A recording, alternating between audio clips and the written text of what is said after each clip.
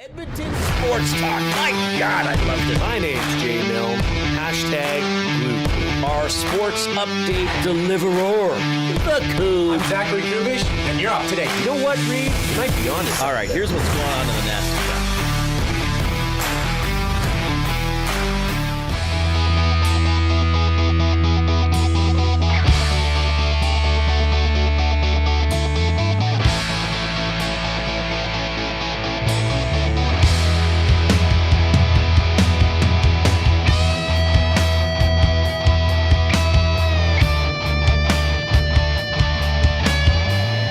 All right, how you doing this afternoon? So the Oilers and the Oil Kings have announced some changes. I think that is significant. I'll kind of start with the guy crossing over from one organization to the next. Friend of the show. The friend of the show, Kurt Hill, GM of the Oil Kings. He is joining the Oilers, and the title is Assistant GM Player Procurement.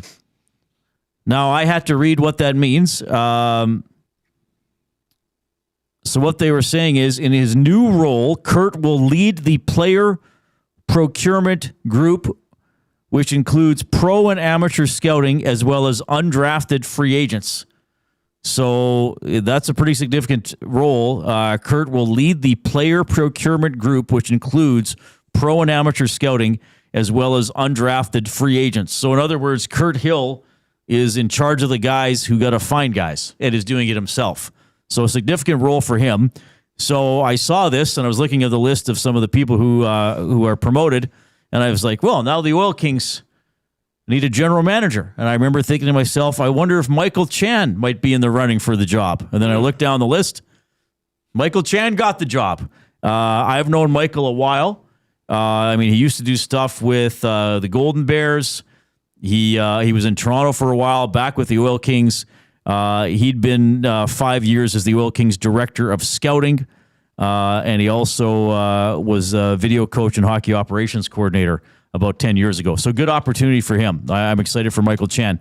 Michael Parcotti, who's been with the Oilers for a while, he's going to be the vice president of analytics and technology. Kelly Larson, who's been with the team, is assistant GM, player development and innovation is his role. Some other changes announced as well. I know. I've seen some stuff. Well, who's leaving? Who are these people replacing? Well, these are not like replacing fired people. This is sort of promotions, reorganization, clarification, or alteration of titles. So that's what's happened there with the Oilers today. So some noteworthy stuff with other people who are going to be sort of a support role for Stan Bowman here, as the Oilers try to improve their roster for next season. A lot to talk about this afternoon. Elks quarterback Cody Fajardo is going to be on the show in about an hour. Always great to catch up with him. We are giving away a family 4-pack of tickets to Monday's soccer match. This is Canada-Uzbekistan at Commonwealth Stadium, the World Cup send-off series, or as I like to call it, a tune-up game. You got to see if the engine's running okay, Jay. When you hit the gas, does the car go? So that's on Monday. Now, you have these tickets? You're going to give them to someone? Yes. You physically have them? No. Digitally have them? Yes. All right. But you're going to explain how they're going to win them soon? Yes. It's a little more creative than even what we usually do, which is pretty creative. Of course. All right. Canada beat the States 4-0 at the Worlds. Evan Bouchard hurt. No update on him. What do you think of that hit? Yeah, late for sure. I have a hard time watching those plays. It's just, you got to think about a guy like Evan Bouchard. His family is there, or whoever's there. Loved ones in Canada that see that. That's what immediately comes to my mind, because it would be hard, because it wasn't a good sight. Yeah. And Reid, I know there were reports or suggestions that Evan Bouchard was having concussion-like symptoms throughout the playoffs in round one. I don't think he had I don't think he can play with a concussion. Right. There is that protocol, and they take it very seriously. So to see this happen, just a tough sight. But yeah, I didn't realize that hits like that would really happen at a tournament like this. You know, like you get the sense for Team Canada, for Team US, you know, that this is hey, we're going to take the family to Switzerland and play hockey for a few weeks. You know, you don't expect to see massive once they hits get like out there, this. they want to win. True. Canada-US game. But you also, these are professionals. These are a very small group of individuals that get paid to play the game of hockey. And I would just think it's, you know, somewhat a bit of all-star game rules. Esque. Right. I mean, sure, you get to the final, the gold medal game, you know, all bets are off. But, yeah, I mean, Evan Bouchard probably should have kept his head up, looking around. But, yeah, you just don't like to see that, no matter who it is. Canada did win the game 4-0. Do we know who they're going to play yet? I don't know if that's been decided quite yet. It's Finland. Canada's playing Finland, so that's how that worked out. Finland beat Czechia. Switzerland's going to play Norway. So all the favorites won today, the teams that finished higher up in their pool. So semifinal coming up in a couple of days. He is Jason Milne. I am Reid Wilkins. We're with you 3 to 6 p.m. every day here on Edmonton Sports Talk. Now, of course, you may have us on iHeartRadio, on TuneIn Radio. Those are great audio streaming apps. Remember to make us a favorite or a preset. And please let other people know about Edmonton Sports Talk and how people can find us. Maybe you're watching us on YouTube. If you are watching us on YouTube, subscribe to EST if you have not done so already. We are confirmed over 15,000 subscribers, so that's awesome. You can chat with us and with other people in the nasty chat. That is the chat stream going on down the right-hand side of the page. And while you're in there on YouTube, give us a thumbs up. Hammer that like button. Click, click, click. Must you click? Please, please click. Must you click? You must click. Thumb, thumb, thumb. And we try to get over 100 thumbs every show. I believe we did right at the end of yesterday's show. We did. So that was pretty good. We appreciate that. So that's one way you can get involved. You can email reid@edmontonsportstalk.com or jay@edmontonsportstalk.com. We love getting an email from you, maybe a limerick or 2 or 3 throughout the course of the afternoon. And you can text us. That's how a lot of people like to communicate with us. 780-218-9999 is the River Cree Resort and Casino inbox. The venue at River Cree always has a lot of great events, including great shows, including Collective Soul, recorders of the song Heavy. They are at the venue at River Cree, July 28th. Doors at 7. There it is. Show at 8.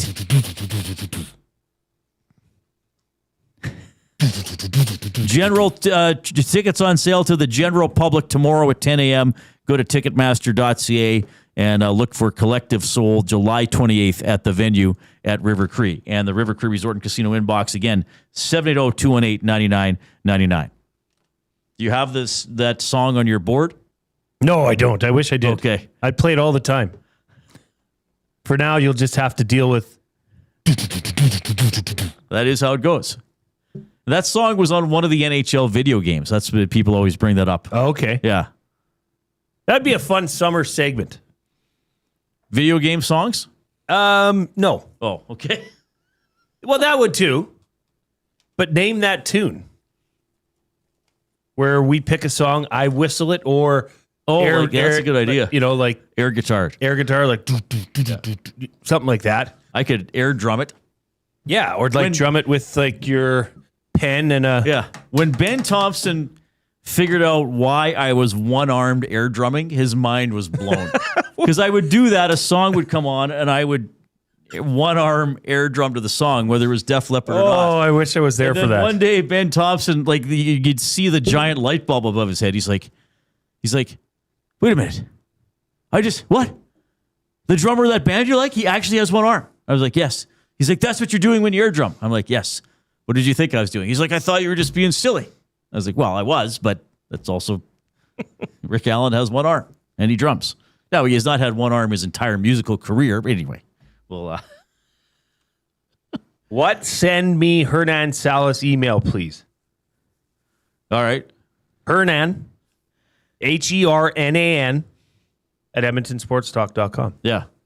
Somebody wants to get a hold of Hernan, which is okay. We love We love talking to Hernan. We have, by the way, a continuation of yesterday's show, and we're going to get to the CFL TV deal. We both have a lot to say about that. We have 5 out of the 6 people in our CFL Fantasy League. Yes. Yesterday on the show, I set up the league. I sent out the invitations. You and Zach joined during the show. Dustin Nielsen joined at some point, and Tom Gazzola joined today. Matthew Awanek has said, no, not for me. He has turned us down. So I sent an invitation to Hernan, but I think Hernan and Gager have decided to go their own way. Well, I believe they just started a nasty club in EST afternoons. So we may have to find somebody else. But for the one that I'm doing, we're going to keep it internal, I think, and maybe just give people updates on how it's going. So maybe Trev will come in, or Benny, or Eric, somebody like that. Jasmine, Belzy, we'll find somebody. Awanek says, I am a purist and only do 4-team leagues. I don't know what that means. Since when do fantasy leagues only have 4 teams? Well, CFL fantasy, as we know it here at Edmonton Sports Talk, Maddie was the brains, sort of had the discussions with the CFL to try and get this going. So did Dustin Nielsen. No. Don't say so did Dustin Nielsen. Okay, That's that's my understanding of it. Okay. Matthew Awanek wants to take all of the credit for this. Okay, well, Because forget about him Dustin. and Lieutenant Eric. Yes, okay. Matthew Awanek, Lieutenant Eric, Lucas Holt, and who's the other one? Huh?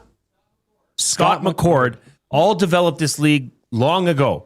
And the CFL has taken their rules and rosters and all that, and that's how this all started.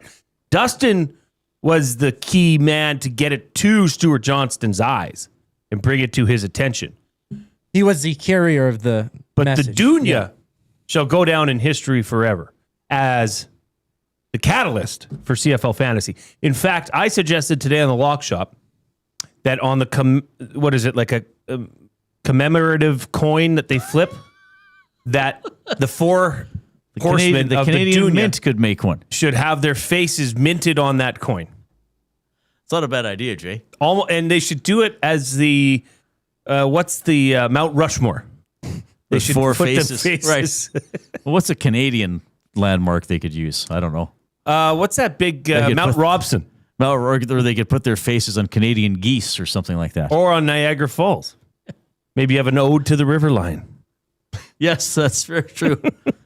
Dance for me, boy.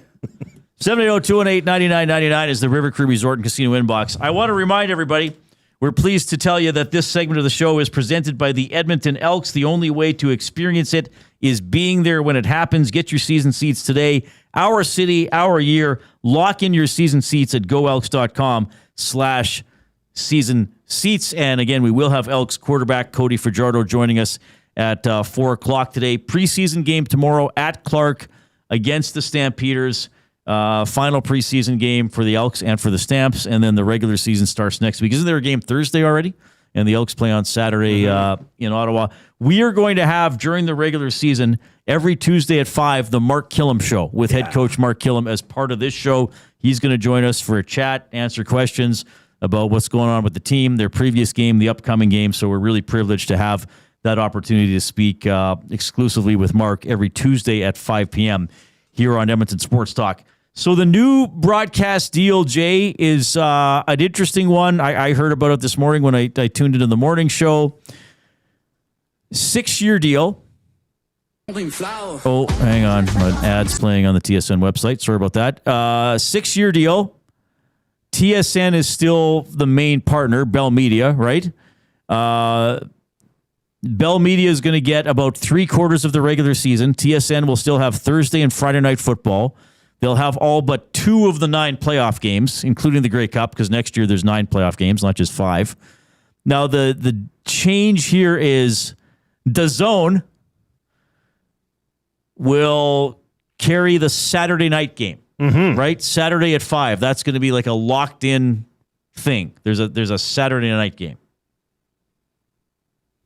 Okay? Yep. So that's now I do not have DAZN. So I'm going to have to get DAZN. How much does DAZN cost? I didn't even look into it. And I have no idea how awkward I find it. I brought this up with JMO and Eric this morning. You have no idea how awkward I find it to say DAZN. Am I saying it right? You It is are. DAZN. It's a horrible name. I thought it was this station. Dazn. Yeah, when I first saw it a few years ago, I thought it was Dan's- DAZN. Like, was this some like European thing? DAZN. Right. So I used to have DAZN, Reid, and I got it for NFL football. So I think it was $25 a month, $25 or $30 a month, and you get everything that DAZN offers, which was pretty much Sunday Ticket, Red Zone, all that stuff. But now you will also be able to get. So I think for football, like I would say, people that are willing to get NFL Sunday Ticket or Red Zone, Right. now, oddly enough, you don't have to go through TSN to get that. You might as well go to DAZN and get it, because then you're going to get the bonus CFL games. Oh, I see. Okay? So DAZN is good. Like, Reid, for Sunday football, you can have 4 different screens up on your TV. Oh, really? You can I go didn't know 4 that. picture Okay, in I'll- picture. I'll The Zone have to try it out. Ultimate. With That DAZN is- Ultimate. Okay. There's so many different packages starting at $24.99 Canadian. All right, we're going to talk a lot more about this here in the next couple of segments of the show. We have to get to the afternoon headlines presented by 100.3 The Bear, Edmonton's best rock. Stream them on iHeart today. This is Chet Palmer with your sports report. The CFL has a new 6-year broadcast deal. Hey, Jason Milne, is that the zone in your pocket, or are you just happy to see me? Looks like it'll be another year without the Stanley Cup in Canada. 33 years. That's a longer drought than my brother-in-law at the family poker tournament. The Riverhawks have the Apple Sox tomorrow. Hawks? Sox? Is Dr. Seuss pitching? I'm Chet Palmer. Is that the zone in your pocket? Well, it's a form of a zone. Sometimes it's in the zone. Montreal, hey? Like they never had a chance in that game. No, Carolina it was was on them bad. from puck drop. And then the third period, what did Montreal have? One shot in the third, down 3-0? Like Terrible. a lot of times when a team's up 3-0 after one, the losing team winds up with a shot on goal advantage because they're just firing everything at the net. No, Carolina just kept coming. They're an impressive team. Do you think this is the year, Reid? Do you think Carolina gets it done again? Probably. I think they would probably beat Vegas. I think they'd be favored in that series, which, by the way, the Stanley Cup final will start Tuesday or Thursday. It'll start Tuesday if Carolina finished it off tomorrow night. They're winning tomorrow night. I don't see a it's world at, it's in at which... the point, and I hate to say this because I'm always like, anything can happen. Upsets happen all the time. Sometimes upsets aren't as big as we think they are going to be. I don't know how Montreal wins. The gap is so wide right now. It is. I feel it's widened throughout the series. Yes. I mean, do you remember the attitude after game one? The Habs are going to do it. Well, of course. I was Look thinking at that. I was thinking that all playoffs. And now it's... I was still thinking it after game 2. And then after game 3, I was like, oh, no. This is not good. Do you think, besides Carolina being a very good team, do you think there's some fatigue into this too for the Canadiens? That they've just been playing so many close games for so long, and now Carolina's right on them all the time, and they're running out of juice. How could you say there's not? Well, I mean, because we always they're pro athletes. They play all the time, but yeah, but it's been a mental and physical grind for the Canadiens. Yeah, but pro athletes in the regular season play the same amount of games. Right. In the playoffs, coming into this series, Carolina had only played 8 games to Montreal's 14. Right. That's a big difference. That's 2/3. Yeah. That's big. And maybe that's why the only reason Montreal won game 1 is that they jumped on them in that not quite first period. 2/3. Don't. No, I hold know me what to you're it. saying. Yeah, I know what you're saying. No, I would get a comment like, Jay, that's not 2/3. You idiot. I know. Be nice to me today, okay? Yeah. More on that later on. More on some stuff Bruce Cassidy said in an interview. That'll be in the Oil Understood for GCL Diesel. And again, Cody Fajardo, Elks quarterback, coming up at 4 o'clock. Now, we have a ticket giveaway today that we're going to tie into our off-topic topic for William Huff. Since 1952, William Huff has provided industry-leading advertising solutions for thousands of valued clients. Their unparalleled customer service, combined with decades of industry expertise and a desire to make every job the very best can be, is what they call the William Huff Advantage. Visit their website at williamhuff.com or give them a shout, 780-454-4536. So we were thinking with the CFL streaming deal, and now, you use an app and you got to navigate the menus this way, which is not always very convenient. Because I was trying to find the hockey game today, and like it froze, and then the wrong app, or it took me to a screen that I wasn't expecting. I must have hit a wrong button, And I thought to myself, I miss just getting up and changing the channel. Yes, I had to get up, but I just changed the channel. I didn't have to wait for buffering or the little green wheel. I just changed the channel. So our off-topic topic is about changing the channel. Did you have to change the channel? When was the last time you changed the channel? If you're an older person, lady or gentleman, when was the last time you changed the channel? Do your children, nieces or nephews, kids you teach know how to change the channel? Something like that. Well, and you can even expand on it, like, because this would be something that a person like Coob wouldn't believe that we had to do. Reid, is how did you get? Hey, Reid, how did you get to from channels 3 to? How did you go from channel 3 to channel 5? Click, click. Yeah, I got up and walked to it. So TV channel, changing the channel stories, or other things that Coob wouldn't believe that you had to do in life. Now, there's a component to this, right, Reid? Yeah. We're going to give away a family 4-pack of tickets to Canada, Uzbekistan, happening Monday down at Commonwealth Stadium. And we thought whoever sends in the best answer for this, be creative, be thoughtful, be whatever works truthful. for you. Be truthful. Be truthful. Will win the family 4-pack of tickets. Now, in order to qualify, you need to send it to the River Cree Resort and Casino inbox 780-218-9999 so I can get in touch with the winner. Can't do that in the nasty chat. So if you have something good that will blow Coob's mind or a funny changing the channel story, send it to 780-218-9999. So I have a story that kind of fits into this and ties into the tragic news we got today of Claude Lemieux passing away. So in the 1980s, there were two hockey teams that my dad and I primarily followed. The Edmonton Oilers, because they were 100 clicks away from Evansburg, and the Montreal Canadiens, because that was my dad's team before the Oilers joined, and he still liked them. So I copy your dad. These are the teams I'm going to watch as well. So in 1986, the Canadiens went on that amazing run to win the Stanley Cup. And the games weren't on CBC until the Wales Conference Final when they played the Rangers.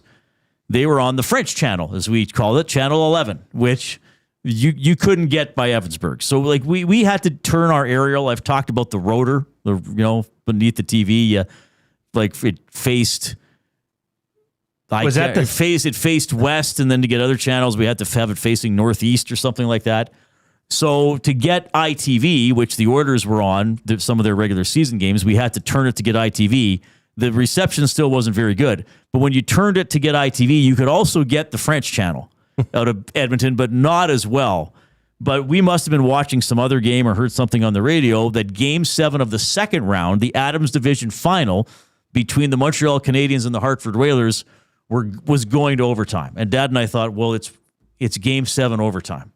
So we turned the aerial, and I mean, to say the reception wasn't just snowy, it was a damn blizzard still. But you could sort of make out the shapes, and the audio was crackled, but you could sort of make out the French commentary, and you could sort of make out, when we watched the goal today, Claude Lemieux getting the puck behind the Hartford net, stepping in front, flipping a backhander over Mike Liut's shoulder. That you could sort of make out him doing that and see him celebrating while you heard the announcer go, "Hey, boo!" Yeah. The Canadiens won. We're pretty sure. That's incredible. The snow. Yeah, that was also part of older TVs were the rabbit ears, right? Rabbit ears, yeah. Having to adjust those. This one comes in, and this is funny because this happened to, I forget when, maybe it was at my Baba's house. Okay. But Collingwood Rob sends this in. When I was a kid, my dad broke the knob on the TV. So I was the channel changer using a pair of pliers.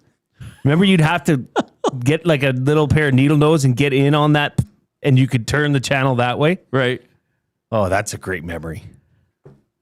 The one thing that I remember about television is growing up is that the static that the TV had when you turned it on, you would hear it crackle and crackle and crackle, and you could brush your hand over it, and you would have the odd sound.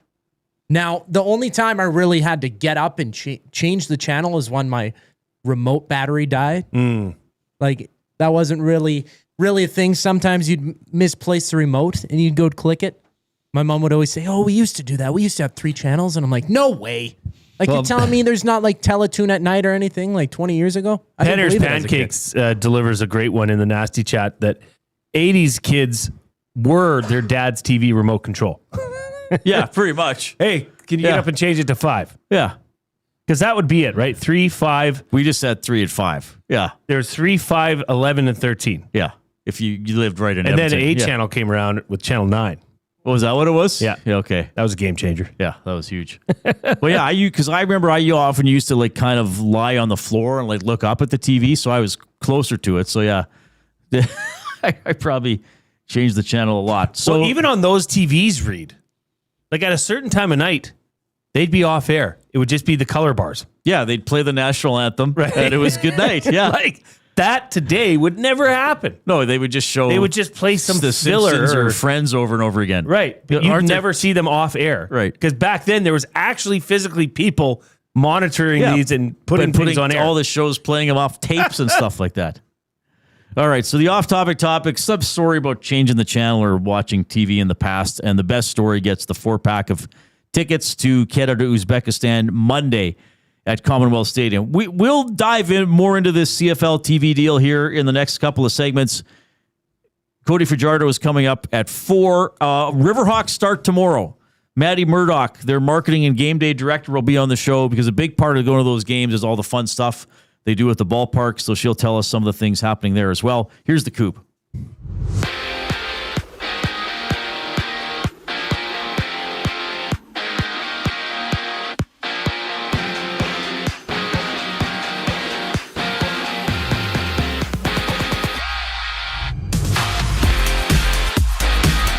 Longtime Oil Kings president of hockey operations and general manager Kurt Hill has been named the assistant general manager of the Oilers. With the move, Michael Chan takes over as the general manager of the WHL Oil Kings. Meanwhile, Canadian defenseman Evan Bouchard has suffered a head injury after taking a blow from American defenseman Ryan Lindgren, who received a 5-minute major and game misconduct on the plate. To the hardwood, Game 6 of the West Finals between the Spurs and Thunder goes down from San Antonio. OKC looking to move on to the finals with a win tonight. Tip-off at 6:30. Out in Baltimore, it's the Blue Jays-Orioles playing the first of 4 total games just after 4:30. His first pitch, Patrick Corbin goes for Toronto. Baltimore countering with Chris Bassett. And ahead of the game, Toronto made a few roster changes. Newly acquired Connor Siebold has been activated. Chase Lee has been optioned to AAA, while Lenny Sosa gets moved to the 10-day injured list with Lazaro Estrada on the 60-day IL. And right now, in the majors, just one game live. It's the Braves with a 2-0 lead on the Red Sox bottom 4th inning. This sports update is brought to you by Windsor Plywood Leduc, locally owned and operated, serving Leduc and surrounding areas since '93. They have doors, flooring, baseboards, and of course, they have plywood. Go see the knowledgeable staff today at Windsor Plywood Leduc. The conversation rolls on following the break here on the Reid Wilkins Show. I'm Zachary Kubish, and you're up to date. 2 guys and a goalie. Lemieux, guy that personified hate playing against him, love being his teammate. He was one of those, right? You must have interacted with him a couple of times. He was, I can't remember where he was, but I remember. Bounced around a lot too. Yeah, but talk about a guy that turned the volume up come playoff time. Conn Smythe winner. 2 guys and a goalie, presented by GS Construction. Tuesday and Thursday afternoons at noon, only on Edmonton Sports Talk, your clear choice for Edmonton sports. We have what you're looking for. GD Liquidators is Edmonton's one-stop shop for new and used warehouse, office, and industrial items since 1987. You'll find what you want when you want it. Give us a call, visit us in-store, or check out the monthly auctions at gdliquidators.com. 100% Canadian-owned and operated. We have what you are looking for. GD Liquidators.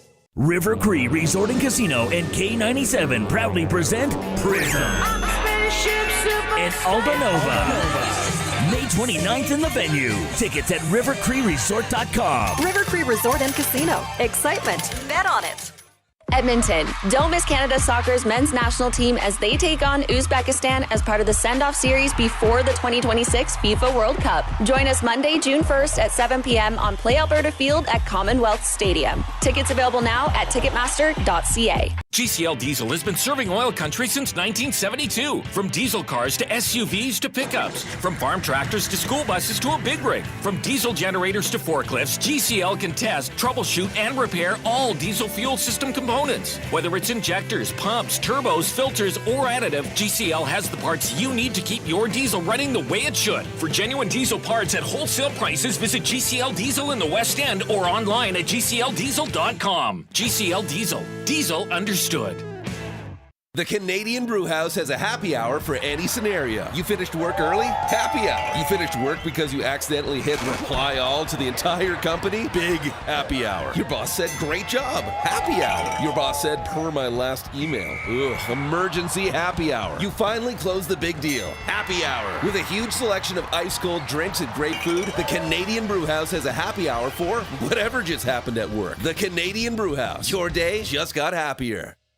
When you bet with Play Alberta, you give back to Alberta. That's because it's the only app in the province that puts all revenue directly back into supporting programs and services that Albertans rely on every day. So next time you place a wager on your favorite team, know that you're also making a difference across the province through Alberta's General Revenue Fund. Visit playalberta.ca/EST to learn more. That's playalberta.ca/EST. Must be 18 plus. If you gamble, use your game sense.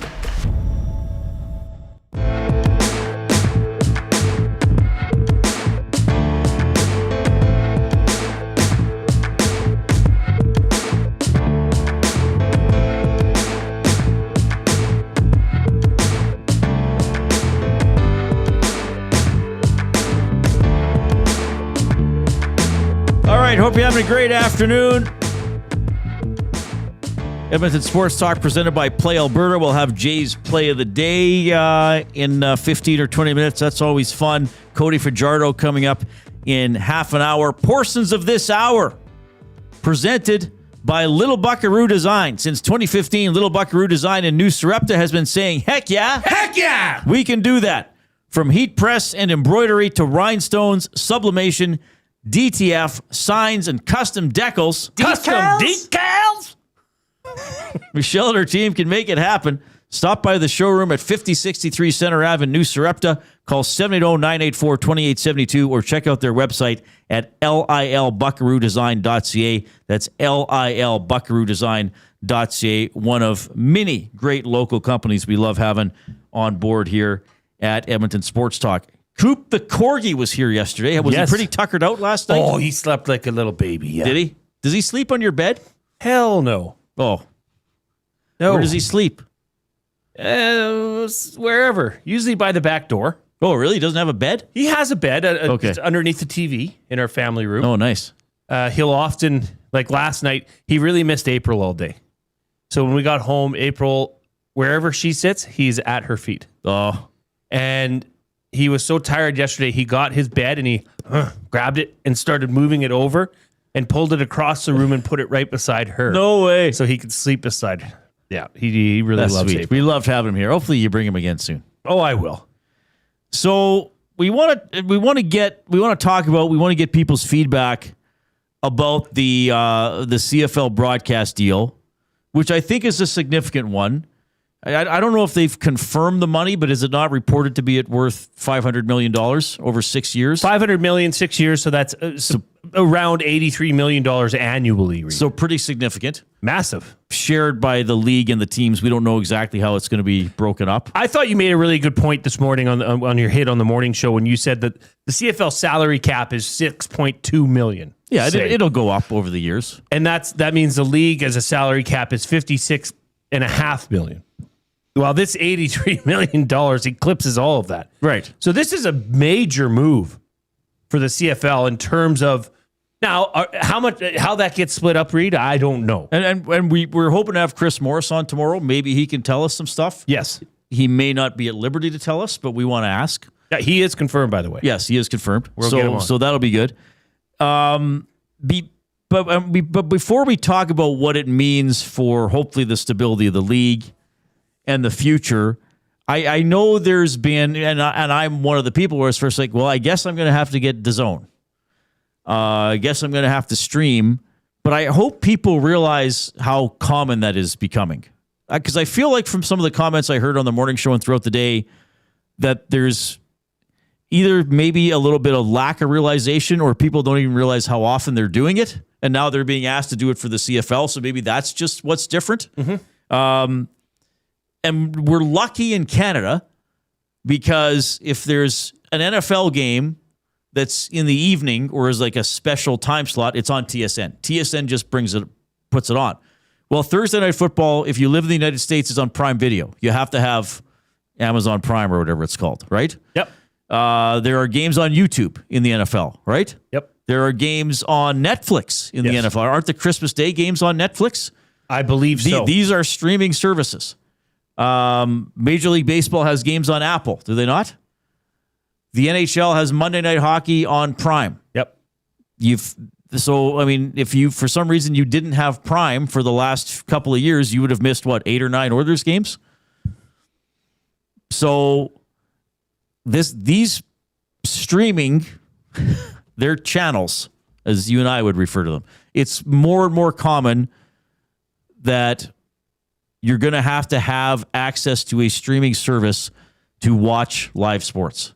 Now, there's a threshold where people won't pay as much, or things are going to have to get bundled together, or there's going to have to be special sports fans bundles. I think we'd all like to see that. Yes, we would. But I don't think the CFL personally is asking anybody to do something unreasonable by subscribing to a streaming service to watch a quarter of their games all season long. Here's the thing, though. The more that this happens, like that's happening a lot today with CFL. What's DAZN? How do I do DAZN? Oh, wow. I have to pay $25 a month? Is it that much? Yes. So we'll see. That irritates me. Well, so, that's $300 a year. Yeah. Okay.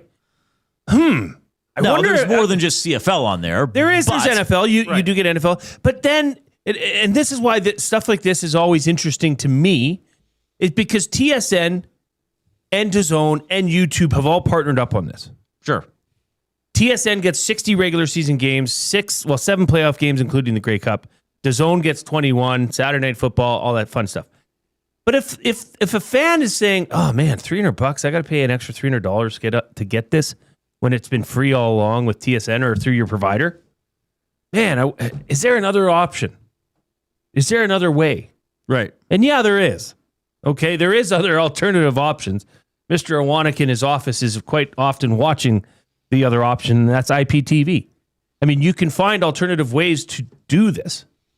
And for a provider like TSN, who's owned by Bell Media, to say, make a consumer make a decision on how they're going to consume this, and maybe $300 says, just for that? Or should I try find an alternative option? Right. It just seems weird to me that you would put your consumer in that position to maybe go look for alternative options. Yeah, fair enough. But I think that we are slowly being indoctrinated into choosing those alternatives. Absolutely. It is. And streaming and viewing television online as opposed to through fiber optic cable or any cable of any sort is almost becoming a thing of the past. Right. Right? But,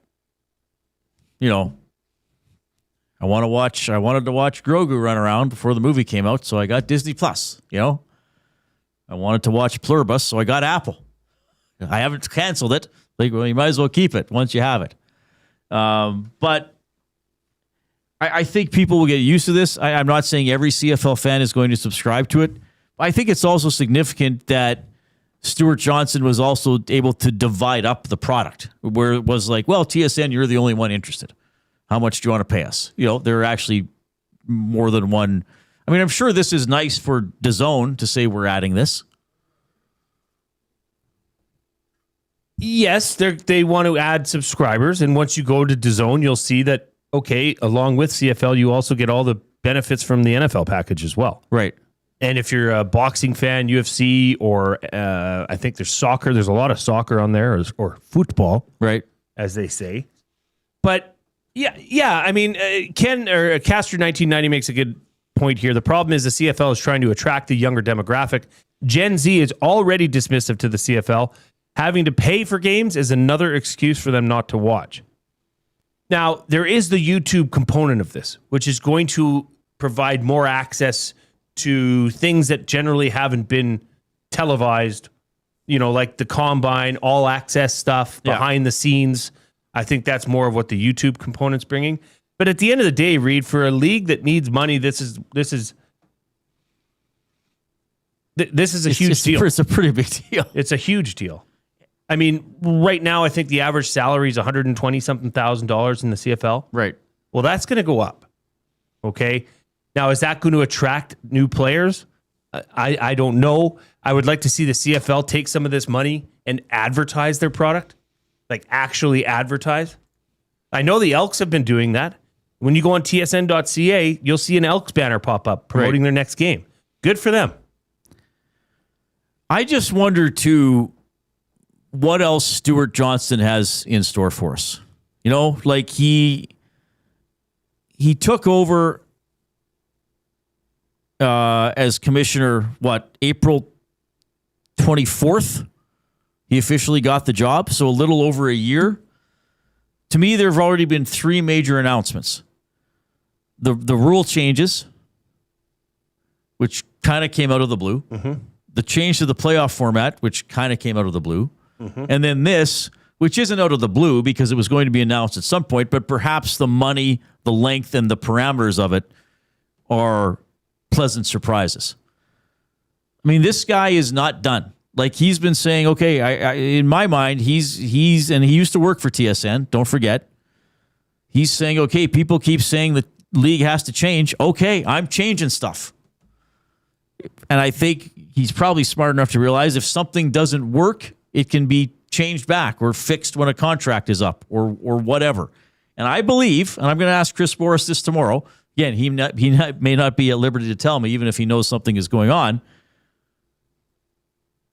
I think by 2030, 2031, this is a 12-team league. 12-team.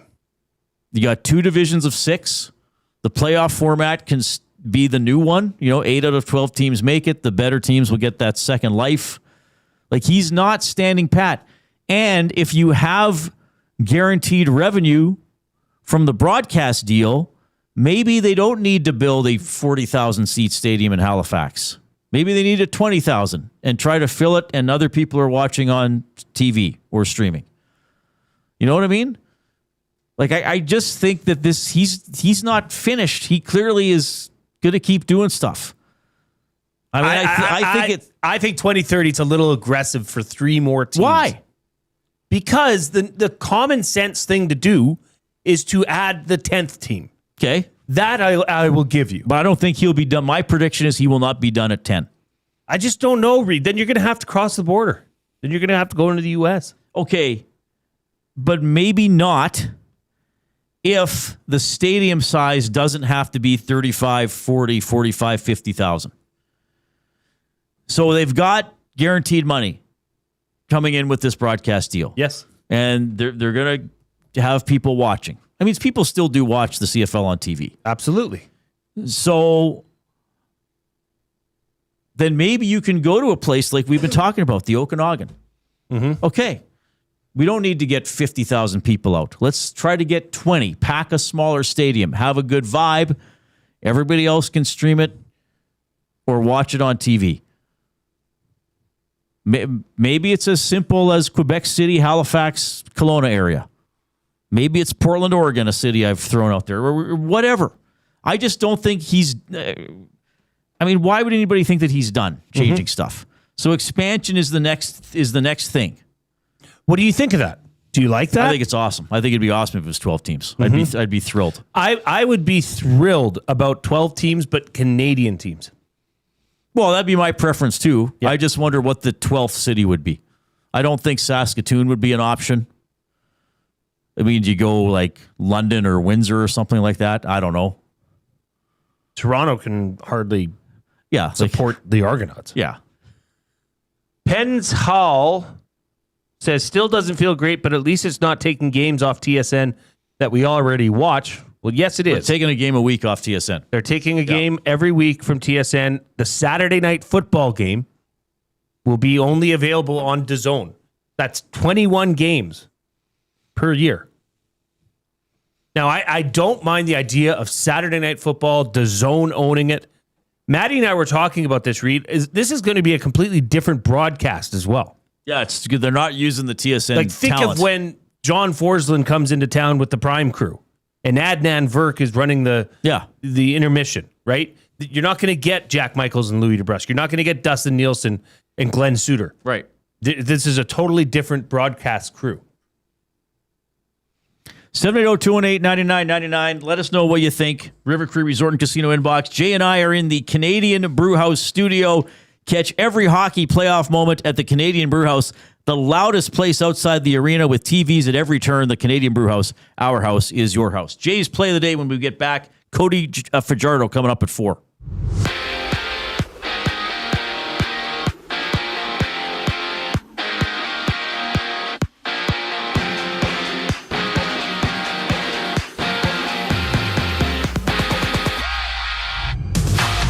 Longtime Oil Kings president of hockey operations and general manager Kurt Hill has been named as the assistant general manager of the Oilers. With the move, Michael Chen takes over as the GM of the Oil Kings. Elsewhere, Evan Bouchard has suffered a head injury from a collision with American defenseman Ryan Lindbergh this morning. Lindgren received a 5-minute major and a game misconduct on the play. Memorial Cup semifinals action, Chicoutimi and Everett hit the ice at 7 o'clock into the hardwood. It's Game 6 of the West Finals. Spurs looking to close out the Thunder with tip-off at 6:30 from Baltimore. The Jays-Orioles kick off a 4-game set. Toronto made a few roster changes ahead of the series opener.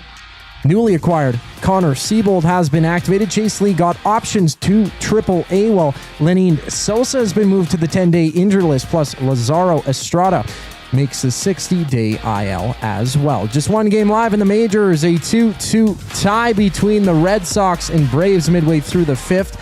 After that, the Cubs and Pirates will go at it. This sports update is brought to you by the Edmonton Elks. It doesn't start on game day. It starts before kickoff. Get your single game tickets today and be there for every hit, catch, and touchdown. Lock in your seats now at goelks.com/tickets. Jay's play of the day up next. Here on the Reid Wilkins Show, I'm Zachary Kubish, and you're up to date.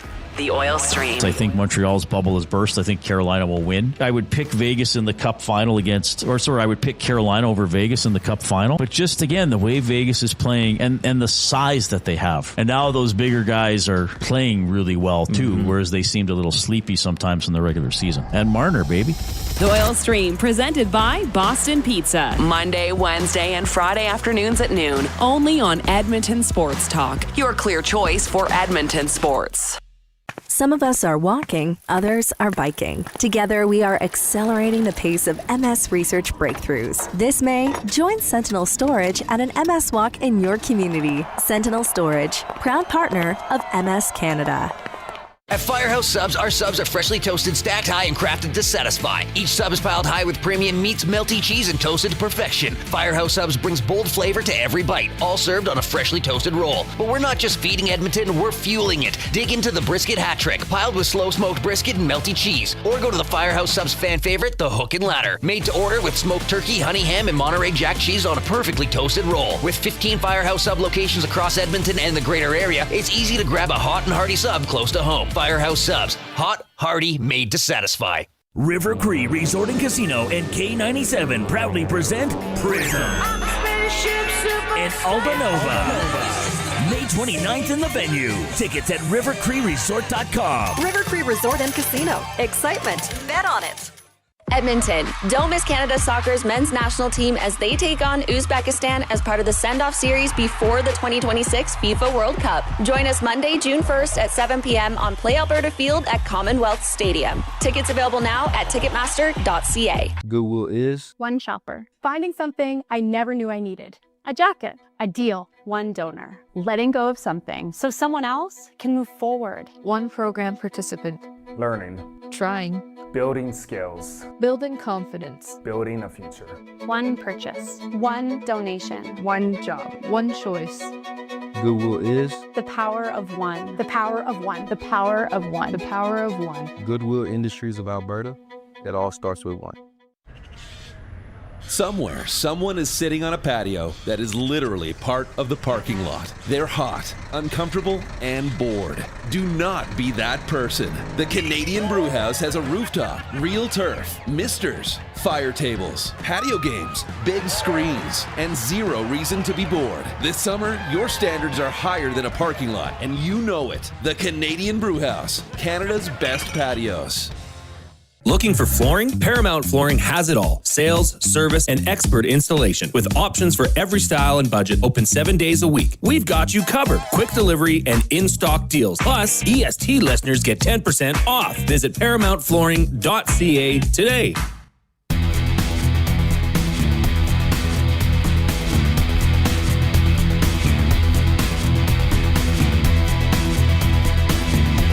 All right, so I want to remind everybody, we are giving away a 4-pack of family tickets, 4-pack. a family 4-pack of tickets to Monday's World Cup tune-up game, send-off series game at Commonwealth Stadium between Canada and Uzbekistan. To do that, you got to submit the most interesting, funny, emotional, weird, but truthful, off-topic topic for William Hoff, a story about changing the channel or old school technology or old school TV, watching TV stories or something like that.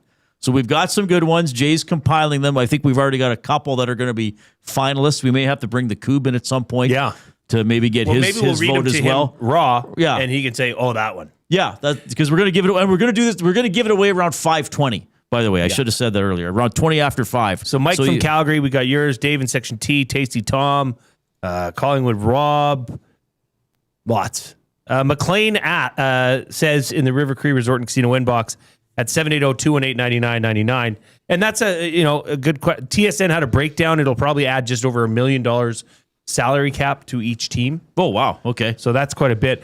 Read a quick buying or selling before we get to Jay's play of the day. For Damon Bunting, a consistent top-producing realtor in the greater Edmonton area for over 18 years, he and his team would love to help you find that right home or make the move from your current home. Community-driven, he understands what it takes to make a difference in our city. Check him out, DamonBunting.com. Instagram handle, Damon Bunting Real Estate. Today's CFL deal, Reed, was more of a business deal than it was a growing the game deal. Oh, for sure. I think so. Yeah, for sure. This is grab cash when you can get at it. And this is, I mean, for the CFL to have committed this amount of money as income for 6 years is quite significant. Mm-hmm. Is quite significant. Well, and just to put this in perspective, the deal, the TSN that they had would bring in $50 million annually. So this is going up to $83 million. Like, that's a nice raise. And then if it goes well and there are more teams in the league and the league's doing well, then what's the next one look like? Right? 100. I know I'm getting ahead of myself, but no, I think this is great news. I mean, I guess the only pushback, I think, and we've seen a little bit about it, is games going to a streaming app that you're going to have to pay for. Like, this isn't what the hell's going on with the rule changes. This isn't what the hell's going on with the playoff format and everybody making the playoffs. Mm-hmm. I think this is more like, oh, good, but I'm so used to the games being on TSN. Why do I have to pay money for this app now? Now, let me ask you this, Reed. If this was this year, okay, or even say next year when this comes in, and the Saturday games are at 5:00 our time, in Edmonton, and the Elks will probably be included in about 4 or 5 of those. Yeah, just looking at the numbers, if everybody, sure, which means 2 of those games could be a home game. Yes, for the Elks. Does this put butts in seats? I don't know. For those games, to say, I don't have the DAZN, but good news, the Elks are at home, so I can go down to Commonwealth and watch the game. Oh, so it's like a partial blackout of your home schedule. Everybody has 2. Yeah, if you don't have DAZN, it is a blackout. Well, I mean, we know the biggest thing to get butts back in seat at the Elks is having a winning team, which hopefully they'll be better at this year, and we'll talk with Cody Fajardo in a few minutes. So that's a good point, though. I never thought of that. Maybe the zone games, it boosts the attendance for those ones. Time for Jay's play of the day. It's Jay, it's play, he's Jay, it's today. It's Jay's play of the day. It's Jay's play of the day. Jay's play of the day. It is presented by Play Alberta. When you bet with Play Alberta, you give back to Alberta. That's because it's the only app in the province that puts all revenue directly back into supporting programs and services that Albertans rely on every day. So next time you place a wager on your favorite team, know that you're also making a difference across the province through Alberta's General Revenue Fund. Visit playalberta.ca/EST to learn more. You have to be 18 and older to play, and if you gamble, use your game sense. Okay, Reid, there's no hockey tonight. It's just the one show in town. Oklahoma City Thunder going to San Antonio, up 3-2 in the series. And I think the Oklahoma City Thunder are going to punch their ticket to the NBA Finals tonight. So they are slight underdogs. So I'm going to take the points. Oklahoma City Thunder plus 3.5. And the total to be 220 points or more. Okay, so that's over 219.5. And Thunder plus 3.5. That has been boosted to plus 240. So there is a ton of NBA plays on here. Wemby plays, SGA plays, OKC take control, Jay's play of the day. Lots to choose from. So head on over to playalberta.ca, click on sports, click on specials. And if you haven't yet, go to playalberta.ca/EST. You might like what you find. And Reid, always remember to use your game sense. It's Jay, it's play, he's Jay, it's today. It's Jay's play of the day. It's Jay's play of the day. Jay's play of the day. Okay, Cody Fajardo coming up in 4 or 5 minutes, so we're going to take our 4 o'clock break right away. I want to remind everybody and ask you, please, if you have us on YouTube this afternoon, click the thumbs up button, give us a like. We want to get to 100 thumbs. If you're on iHeartRadio, TuneIn Radio, that's also fine. But if you have time to pop into YouTube, that'd be great. We're over 15,000 subscribers. We're building. We're working hard. And we just ask you to do these little things. Let people know about it. Give us a thumbs up. Build the word of mouth. Build the algorithm online. That all helps us. We love you for doing it. And we're grateful that you're a member of the audience for sure. And hey, we're talking local sports. We're talking Oilers and Oil Kings news. We're talking Elks. We're talking CFL. We got the quarterback of the team coming up. We're going to tell you what's going on with the Riverhawks. We're on top of everything, and we love doing it with you. All right, 4 o'clock break, and then Cody Fajardo. The Lock Shop. CFL can get something done. Prior, the media deal was about $50 million a season. This is going to jump. It's $500 million over 6 years, we've heard, which is about $83 million a season. So a big jump for the Canadian Football League. Also have a deal with YouTube, who will be showing some content across their platform, which I think will include like the CFL draft. The other thing about this is the Zone will be producing their own game. The Lock Shop, weekday mornings at 11, only on Edmonton Sports Talk. Your clear choice for Edmonton sports. You've always known GCL Diesel as the experts in diesel fuel systems, but did you know that GCL is also your source for turbochargers and turbo repair? As a turbo supplier for Garrett, Borg Warner, and Wholesat, GCL can provide genuine original equipment turbos at wholesale prices. Whether it's diesel, gas, natural gas, or performance, we can provide you with the turbo or custom repair you require. Turbo questions? We've got turbo answers. Visit us in the West End or online at GCLDiesel.com. GCL Diesel, turbochargers, understood. Edmonton, don't miss Canada Soccer's men's national team as they take on Uzbekistan as part of the send-off series before the 2026 FIFA World Cup. Join us Monday, June 1st at 7 p.m. on Play Alberta Field at Commonwealth Stadium. Tickets available now at Ticketmaster.ca. Worksite ready, Western tough. Lamley's Workwear is calling all tradespeople, oil and gas crews, construction workers, farmers, and hard-working Canadians. Built for the job with quality craftsmanship, job site protection, and cowboy-worthy durability. Trusted brands like Airy at Work and Wrangler Rigs, designed for performance and all-day comfort on the toughest sites. No matter the season, Lamley's has the workwear you need. Shop the full range now at lamleys.com/work. LAMMLES. Time for a new career in 2026? Or maybe your kid is still pondering their path. Good news! Weiss Johnson is hiring.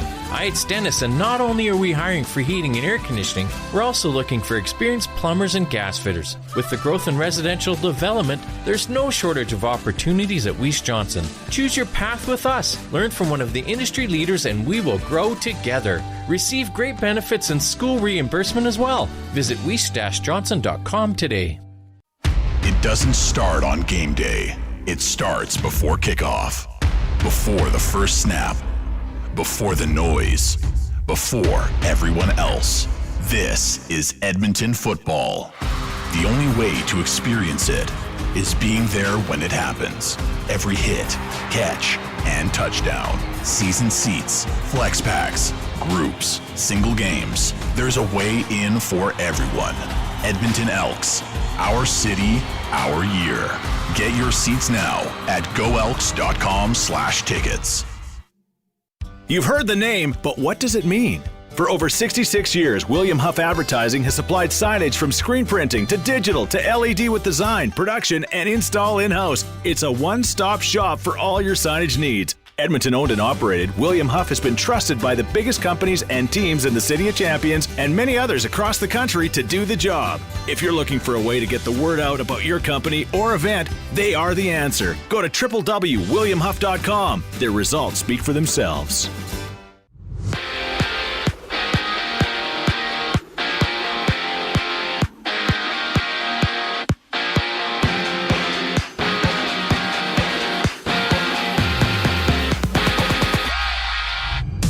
Longtime Oil Kings president of hockey operations and general manager Kurt Hill has been named as the assistant general manager of the Oilers, and with the move, Michael Chan takes over the GM role with the Oil Kings. Elsewhere, Evan Bouchard has suffered a head injury after absorbing a hit from American defenseman Ryan Lindgren, who received a 5-minute major in a game misconduct on the play to the hardwood. It's a Game 6 matchup. West Finals Spurs looking to close out Thunder looking to close out the Spurs tip-off at 6:30 from Baltimore. The Jays and Orioles kick off a 4-game set. Toronto made a few roster moves ahead of the game. Toronto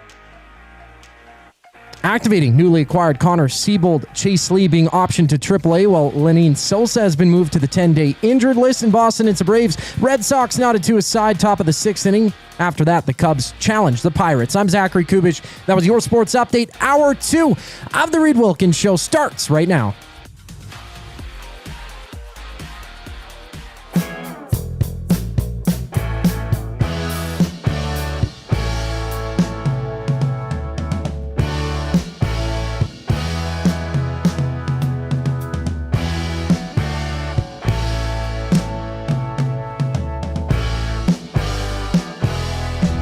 All right, thanks a lot for joining us this afternoon. Jason Milne, Reid Wilkins, we're with you at 3 to 6 p.m. every weekday here on Edmonton Sports Talk, and we are proud to present our Voices of the Game segment for Windsor Plywood Leduc, locally owned and operated since 1993. We're more than just plywood. We offer everything from doors and flooring to decking, fencing, and custom millwork with a huge selection of hardwoods and knowledgeable staff. We're here for all your DIY needs. Windsor Plywood Leduc, the experts you need to know. It is always a pleasure to talk to this gentleman. He is the quarterback for your Edmonton Elks preseason game tomorrow against Calgary. Cody Fajardo checking in. Cody, it's Reid and Jay. How are you doing? Yeah, doing great. Good to see you. We are doing fantastic. I would imagine you and the fellas are doing it. You know, to start training camp, the weather was a little bit up and down, and now this whole week it's been glorious. So how are you handling that heat throughout this week's practices, Cody?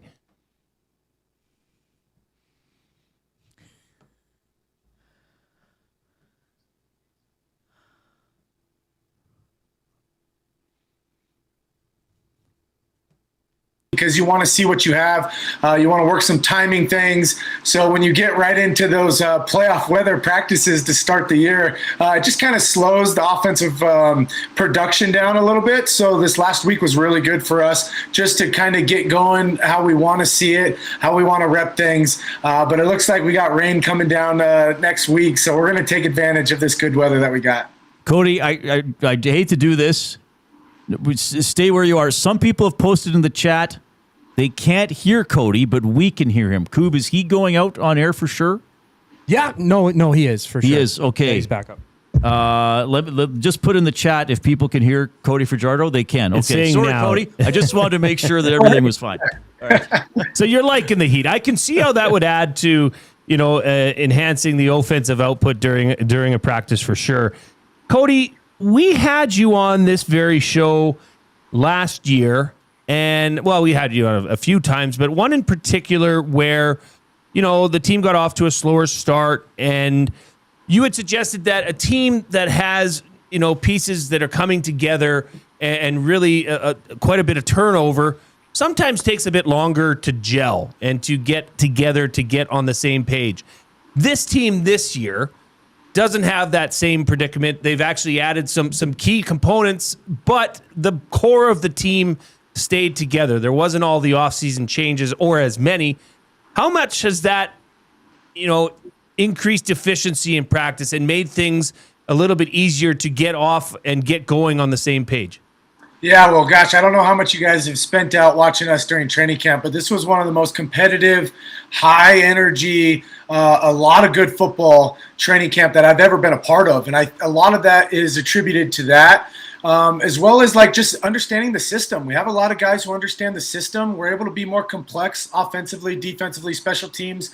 So we were hitting on all cylinders. And I think the biggest telltale of it all was that BC Lions game. Like, you could tell from the top of our roster to the bottom of our roster, like, we were just outperforming BC in every single level of the game. And that's attributed to the guys coming in who understood the culture that Coach Killam kind of implanted last year, taking their playbook throughout the offseason and trusting their work ethic going into this year and kind of hit the ground running. So we don't have an excuse to start slow this year. We have to start fast, and this franchise has unfortunately been plagued by slow starts the last handful of years. So we understand the pressure that comes with not a lot of turnover, but I think the team's ready to meet that match and ready to put a product on the field that these fans kind of been yearning for and have been excited about since late last year and rolling into the offseason and going into this year. What would it mean to you personally to be the guy carrying the torch for turning this team around? I mean, it's been some dark years here in Edmonton, and this fan base is waiting for a team that can deliver victories. What would it mean to you to be the guy that gets that done? It's one of the sole reasons why I came back, was that right there. Just understanding what Edmonton was like when I first got into the league, and kind of that doom and gloom that's been over the franchise over the handful of couple of years. It was a really big driving purpose of, I know what I can do in this league. I know what I've done in this league, and I wanted nothing more than to be the starting quarterback for the team that brings us back to the playoffs, brings us back to that Grey Cup mentality. And so that's on my goal board. My goal board is to win a Grey Cup and to do it with this team and this franchise. And like I said, the only way we can win our fans back over is by putting a good product on the field. And the only way you do that is by winning football games. And last year, I think we got off to a slow start, but we started gaining fans' respect and the love back from them. We have to go out there and solidify that. And the only way we can do that is by playing good football. So I'm excited. I put a lot of work in the offseason. We've done a lot of good things in this training camp. And I think everybody is ready to get the season going. We have one more preseason game we got to get through, and fingers crossed everyone can stay healthy and show that a little bit of a tune-up here for when the real bullets start flying next week. Well, Cody, part of getting those victories is putting points on the board, and there is a lot of talent at the receiver position injected into this team. Just tell me about how that's been going, your connections. I mean, I know you have prior history with Austin Mack, but how's that going? How's the rhythm, the timing with some of these new receivers that were brought in during the offseason? Gosh, these guys have made me look pretty good in training camp, to tell you the truth. Throwing some balls, and those guys are just big, tall receivers that have a great catch radius, that can run. They've all picked up the playbook really well. Tomorrow night, I don't know if our depth chart's been released. I'm sure it has, but a lot of our veteran receivers aren't playing in that game still. It's going to be a great opportunity for me to play with some younger guys, some rookies that I've had to share some time during training camp. But in a game like atmosphere, sometimes it's a little bit different. So I'm extremely excited for that opportunity, and just to try to gel with some of the younger guys. Like you said, I have a great relationship with Austin Mack, with Keon. Joe and I spent a lot of time early on in camp and just making sure we're getting on the right timings. So we have some young guys battling for some key spots that I'm really looking excited. Like, I know this isn't going to be our week 1 roster when we play Ottawa next week, but I'm excited for the opportunity to share the battlefield with those guys and to see what we have, because I believe that this league is all about depth. And if you have depth in this league, because injury bug's going to hit everybody, 18 games is a long CFL season. When you have depth in your receiving room, your offensive line room, your quarterback room, that's how you win football games. Cody Fajardo, Elks quarterback, joining us, voices of the game for Windsor Plywood Leduc. I have a question about the receivers as well, and it seems to me, from what I've seen and just looking at their bios on the internet, there's some size in the receiving core, not just up, but maybe horizontally as well, some bigger bodies, as they like to say. Does that change anything for you as a quarterback, knowing how a guy can win a battle either up high or just have his shoulders and his chest shielding a DB? You know what I mean? Absolutely. I guess it's safe to say Ed Hervey has a type when it comes to receivers, because we do have some incredibly talented guys that are big size. As a quarterback, it makes your misses, you can miss a little bit worse than you can with a 5'10" guy, because they can bail you out with some contested catches, some circus catches. So when you have guys that can catch the ball at all different angles, all different types, over guys, it makes your job a little bit easier. Sometimes throwing to those quick twitch, 5'8", 5'9" receivers, you got to be ultra accurate when you're working with those guys. So a lot of our guys, even though they have size, it's rare to find guys with size and speed. And I think we have a handful of guys on our roster that can blow by guys if they want to play man coverage, or if they want to play zone, they can settle in the zone, catch, and yak it up. So I'm really excited. Like, you can probably hear it in my voice, but the way that the guys have looked, and I think that wide receiver group has probably been the most competitive of camp. We've filtered in a lot of guys. We've had some injuries and some soft tissue issue where you're just going to rest a guy here or there. And so we've had guys who had to plug and play. And it's been one of those things where we're plugging and playing guys, and the offense isn't seeing a step back. It's, all systems go, because we have a really talented receiver group. And now we got to get that going. We got to get the rhythm going and transfer that into week 1 against Ottawa. But it starts tomorrow. It starts by getting some live bullets with some of these guys and getting back into a rhythm. Okay, so in terms of tomorrow, and I think you played a couple of series on Saturday against the BC Lions. I don't know if you're at liberty to tell us, but do you have an idea or an ideal for how much you play tomorrow? Yeah, I played 7 plays, but who's counting? So this game, I stood on the table to try and get more. Sometimes things happen in a game where you don't, but I'm trying to get a quarter. And I hope most quarters you can get about 4 series. If I can get 4 series, I'd be very, very happy about that. Just getting into rhythm. Preseason, in my opinion, as a veteran quarterback, a guy who's played a lot of football, is all about getting back in the rhythm and the feel of things when bullets are flying. When you play 7 plays in the first game, you don't really get much of a rhythm. You miss a throw, or guys are nervous as well on the offensive side, and we have a couple miscues, and then all of a sudden you're off the field and you're like, what the heck? You get your blood going, you get your excitement going for 7 plays. So I lobbied for a little bit more, and we'll see if Killam and Ed listen to me. But to tell you the truth, I don't have much to say. It's whatever they say goes, but I'm going to lobby for at least a quarter, and that's my goal, because I think it's going to be a fun atmosphere. I think it's going to be a really intimate atmosphere. I think the fans, it's going to be fun for them, and I told the guys, I said, this is our first opportunity playing from our home fans in 2026 to show them what the Edmonton Elks are all about in 2026, and I want to be a big piece of that, and so I don't want to play 1 or 2 series where it's like, okay, you're out of the game. I want to go out there and move the ball and score some points to get the fans and get the guys fired up. Okay, just a couple more for you. We always appreciate how generous you are with your time. I mean, I got to ask you about the new guy in the quarterback room, and that's Taylor Powell. I don't know if you knew him very well before he joined, but what are you seeing from him? Yeah, we've quarterbacking is like a fraternity. We all know each other, but we might not be really close, but we know of everybody on other teams. He's ultra smart. And, in this league, everybody understands that you have to have two really good quarterbacks if you want to get to where you want to go.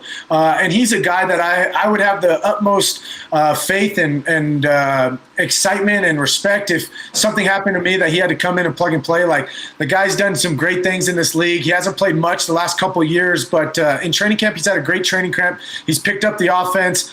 He's kind of one of the guys who, in that Davis Alexander next one up from the older guys, looking down at some of these younger guys. So obviously big shoes to fill for those younger guys. We've had a lot of good, talented quarterbacks over the last, decade that I've been in this league. So, but yeah, he's had a great camp, and it's been great because it's a competition as well. And all of us, I thought Cole Snyder, he had one of the best throws of training camp when he threw the touchdown to Calhoun in the first preseason game. He gets smacked and throws a perfect pass to Calhoun. Zach Zabrowski comes in and he throws a double move touchdown to Carter Kettle. Like, our quarterback room showed out in that BC Lions game, and I was probably really upset about that because everybody else, I felt like, got to have some fun and throw some touchdowns, and I'm over there looking at a blank 0 in the box score. So the competitor in me was like, what the heck? Put me in the fourth quarter. Let me go out and get some more. So we have a really talented quarterback room, and it's from top to bottom. And I would put our quarterback room up against anybody in the league, and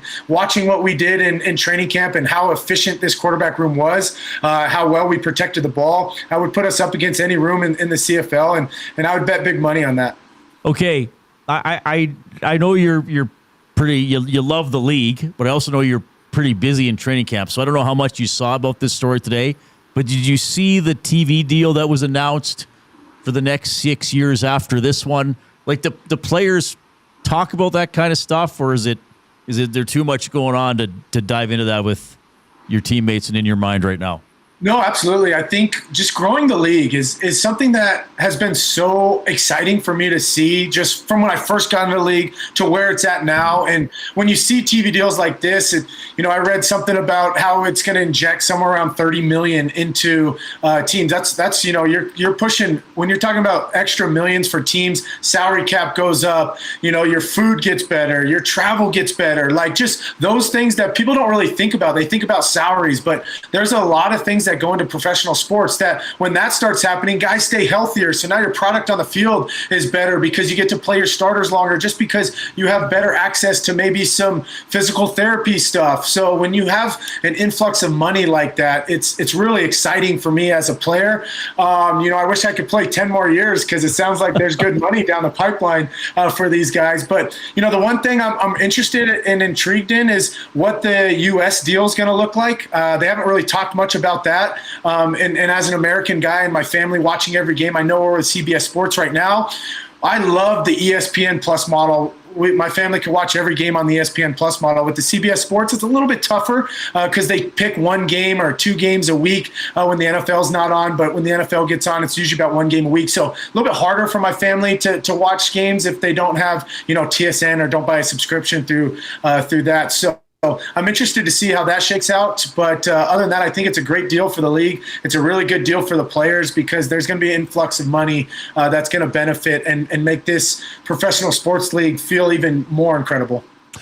Cody Fajardo joining us here. Just have a couple quick ones for you here, Cody. Look, I've been raving from, the defense for the Elks improved incredibly throughout last year. And specifically, I thought the secondary really gained traction and started getting it together. I've been very impressed with J.J. Ross. I think he's going to be a superstar in this league. But that secondary, they look to be pretty good. You go up against them every day. What are your thoughts on the Elks secondary? Gosh, they're talented. I mean, it's pretty incredible to watch those guys play. And I told them after the second practice, I went up to the DBs and I said, look, I can tell you guys have played a lot of ball together. Because the communication, the disguise, last year we were having a hard time disguising coverages. Like when I would line up against our defense, I would know exactly what coverage they were in. I'd be able to get the ball out of my hand, throw it quickly, confidently. They've caught me a couple times. I had to double clutch the ball, hold on the ball a little bit longer. Like they're doing a great job disguising. They're rallying down. We have a lot of DBs that can play a lot of different positions. So when they're moving guys around, it makes it very difficult for a quarterback because you're like, okay, I'm used to him being the field halfback. Now he's the Sam. Now he's the free safety. Now he's over there in the boundary corner. And it's like we got guys moving all over the place. So they have made our offense tremendously better just because of how talented they are. We were behind the 8 ball offensively because we had a new receivers that kind of pushed into our offense. So we're going with some new guys learning the system versus a veteran defensive backfield that pretty much had every starter from last year returning. So we got our butt kicked and we got humbled the first couple days of training camp, but it only lit a fire under us. And then we got our feet underneath us and then we got really competitive and then it became a really good camp. So I'm really, really excited to watch our defense go to work. And like you said, I go against them every day and they make my job incredibly difficult. But that's why I think it's been fun to watch because our receiving room is really talented. Our DB room is really talented. Our defense is doing some things that is not training camp. That's not training camp defense. They're like week 8, week 9 defenses running some stuff that I'm like, man, you won't see that till Labor Day. And they're running it in training camp, which is pretty exciting to see. Well, I'm sure that's music to Elks fans' ears. Look, I got to tell you something because our morning show, the Nielsen Show with Lieutenant Eric, that's hosted obviously by Dustin Nielsen. He's a voice on TSN. They have a producer, YouTube Trev is his name. And every time you come on our show, our inbox, because we're live on YouTube so people can chat throughout the interview, our inbox gets flooded with, oh my gosh, that's YouTube Trev. So our producer, Zach here, is going to put up a photo of him. And I'm telling you this, Cody, he's on the morning show from 6 to 9. One day I'm going to bring him down and we are going to do a side-by-side picture. Is that okay with you? Because look at that. I mean, it's there. I'm good with. Hey, when in 2023, I always do this for playoffs. I always grow my mustache out because it's kind of by Movember. So this year, when we're in the playoffs and I grow my mustache out, that's the time we take the picture side by side because it's pretty uncanny. It's pretty awesome. All right, Cody. Thank you very much. This has been fantastic. We appreciate your time. And go get him tomorrow, and we'll catch up with you another time during training camp. Always talking ball with you guys. Thanks for having me on the show. Elks quarterback Cody Fajardo, Voices of the Game segment for Windsor Plywood Leduc. He's always really good. I know some people in the chat say he's always a good interview. Very well spoken, very energetic, and we know he's near the end of his career, and he's spoken about wanting to be part of winning here and then laying a foundation for the future here, so the Double E can get back to being a powerhouse in the Canadian Football League. Loved what he said about the defense. I think that could be really the strength of this team early. Mm-hmm. And I'm not saying there aren't good players on offense and Cody's not a good quarterback or anything like that, but the defense has more continuity than the offense. And they had some really good games last year.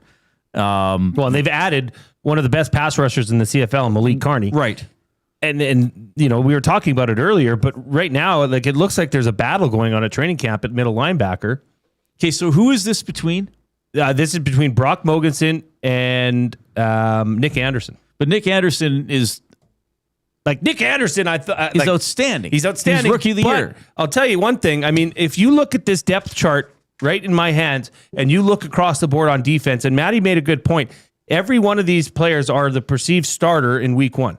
Like this, to me, looks like the starting Elks defense. And Brock Mogensen is listed ahead of Nick Anderson. Right. I don't know if, Nick Anderson's going to slide over to weak side linebacker. I just can't see Nick Anderson. Didn't Anderson start on the weak side when he was a rookie? Yes. Okay. Yeah. And, they, who was the... a couple years ago, they had Morgan. No, who was the other? Niles Morgan. Sorry, you're right. Right. So that's, I think, why he started there. And then when Niles Morgan was injured or gone, they moved Nick Anderson into there. But that is a good problem to have. If you're saying that Brock Mogensen has played so well in training camp that he's supplanting Nick Anderson at middle linebacker, well, depth is key, especially on defense. You can text us to the afternoon inbox presented by River Cree Resort and Casino, 780-218-9999. River Cree Resort and Casino turning 20 this year. Huge celebration until October 26th with over $1 million in prizes. Go to rivercreeresort.com. All right, we got the oil understood for GCL Diesel ahead. Some Bruce Cassidy discussion points there. We'll tee up the Riverhawks season. A lot of people excited to be going to the games in the River Valley again. Maddie Murdoch from the Riverhawks will join us at about 5 o'clock. At 5:20, we'll give away the tickets to the World Cup send-off series game, Canada-Uzbekistan on Monday. whole bunch to come here in the second half of the show. And give us a thumbs up on YouTube if you have not already clicked. Here's the Coop.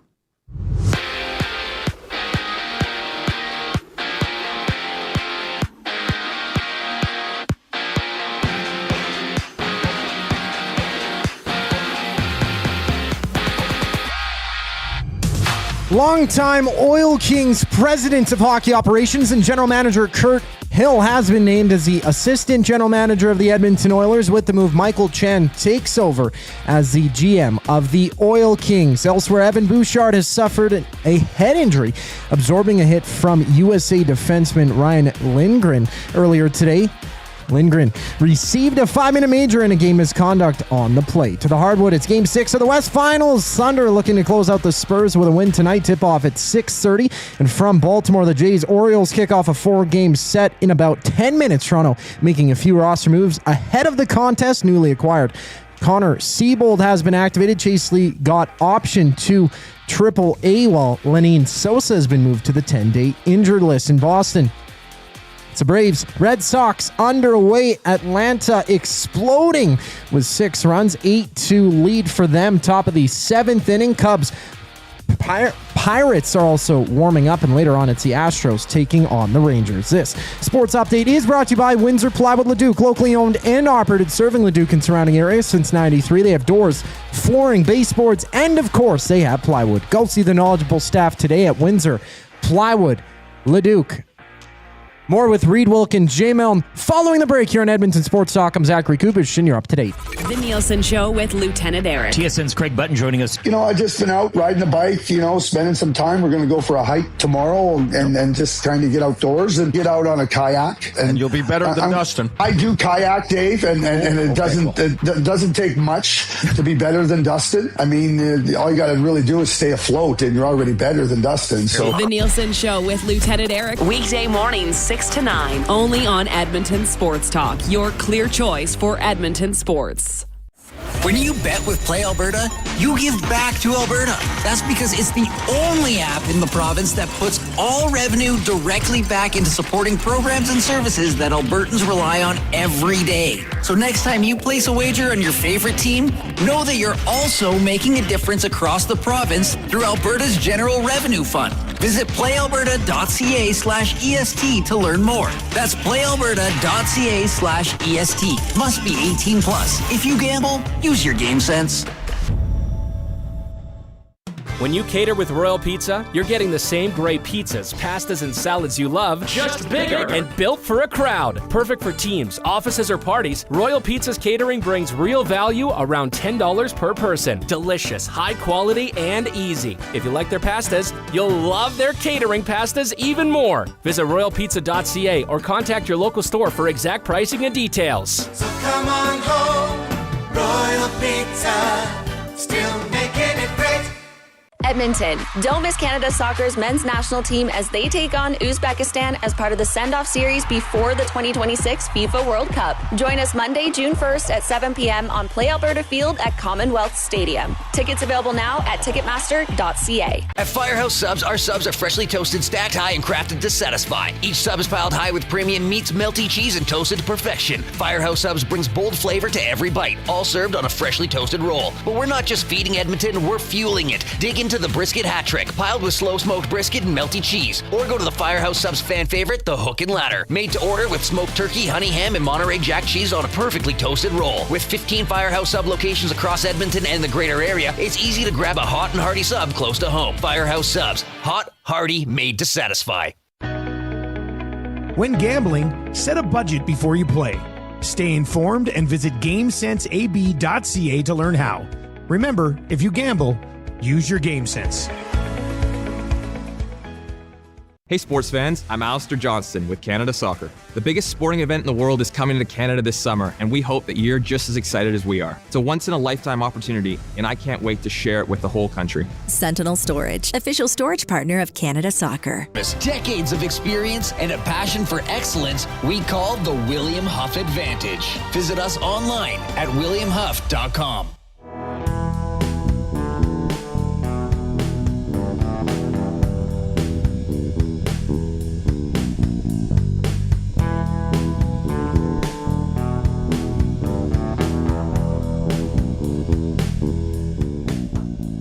We are in the Canadian Brewhouse studio. If you go to the Canadian Brewhouse, I encourage you to try the wing flavor of the month for 2 reasons.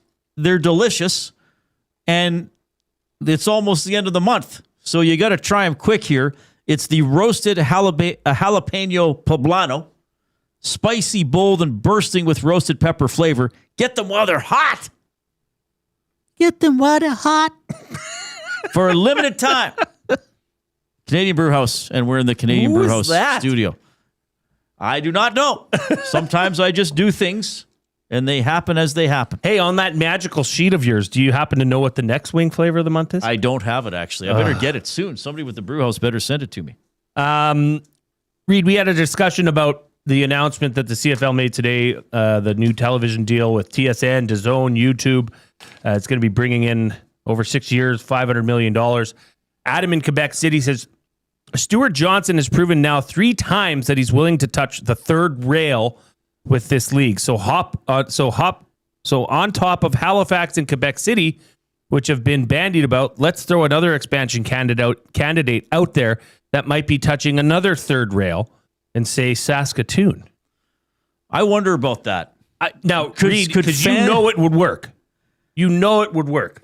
I don't. I feel like I don't. Saskatchewan shows up for their football. They like the Riders. They like the Riders, though. Right. Would it be... Would the Saskatoon Storm... What is it, robbing from Peter to pay Paul? Yeah, I don't know. Right? I don't know. That's an interesting suggestion. I like the idea of talking about it. Because they could build out... force me to say, do you think it would work? I would say no. Because they could build out the Gordie Howe Sports Complex. Okay. Where the Saskatoon Hilltops play. Okay. They could build that out. There's a ton of space around there. Okay. Hampton Steve says, as a casual CFL fan, I'm not buying another streaming service just to watch 2 playoff games and a handful of regular season games, especially with how much the CFL has appeared to devalue their regular season starting next season. However, I feel for the hardcore CFL fans that don't already have DAZN and will now be forced to choose whether to pay money required to watch these games. All that said, with the amount of money the CFL is getting paid with this deal, it's smart business for them to go this direction. Okay.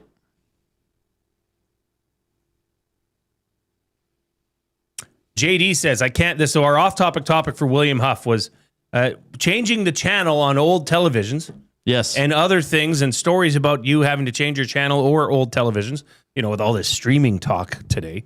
JD says, because the listener who provides the best answer or the funniest or however will get a family 4-pack of tickets to Canada v. Uzbekistan coming up this Monday. JD says, I can't use the tickets for this, but this is for Coob. When I was really young, 5 to 6 years old, we had a black and white TV, but my mother would take us down to the neighbors to watch the Santa Claus parade in color. Oh, wow. We only had 2 channels, and you tuned the TV to channel 3, and I flipped a switch on a box behind the TV to play my video game, Pong. Oh, jeez. Didn't you say you had a special cord that would allow your TV to recognize? Right. So I believe when I was a kid, I had an Intellivision, and it was sort of like a miniature switcher that had 2. You could have the cord from the TV going in, the cord from the Intellivision going in, and then it had one coming out that went into the TV jack, and then you'd switch to either TV or game as opposed to what you actually were using at the time. So you didn't have to disconnect and reconnect every single time you wanted to play. This is interesting. This comes in from Confide. I've never heard of this, Reid. Says, my parents would lock the dial on the rotary phone. So we'd try to make calls telegraph style by tapping the hang up button rapidly in a pattern that matched the number you were trying to call, with a slight pause in between. So example, 7 taps for number 7. Oh, could you dial out like that? I don't remember that. Huh. That's incredible. Oh, jeez. Okay. 780-218-9999 River Cree Resort and Casino inbox. Yeah, interesting discussion. So we're going to give away the tickets at 5:20, and we have some good submissions for that. Mm-hmm. Are we going to read the finalists to Coob live and he decides? Yes. Yeah, and we'll just call them 1, 2, 3, or 4, so you won't even know who they are. Yeah. Okay, that's perfect. The off-topic topic for William Huff, and that's how we're giving away the tickets. A family 4-pack to Monday's game, Canada-Uzbekistan. Something about changing the channel, old TV technology, something like that. Is this how your ticket, or you don't have a ticket? Is this a ticket? Yep. It doesn't have to be scanned? No, you just hold it up to it and it recognizes it. Without a barcode? It goes ding. Really? Yeah, I think so. Let's see. I probably in my Apple Wallet on my phone have some tickets, Reid.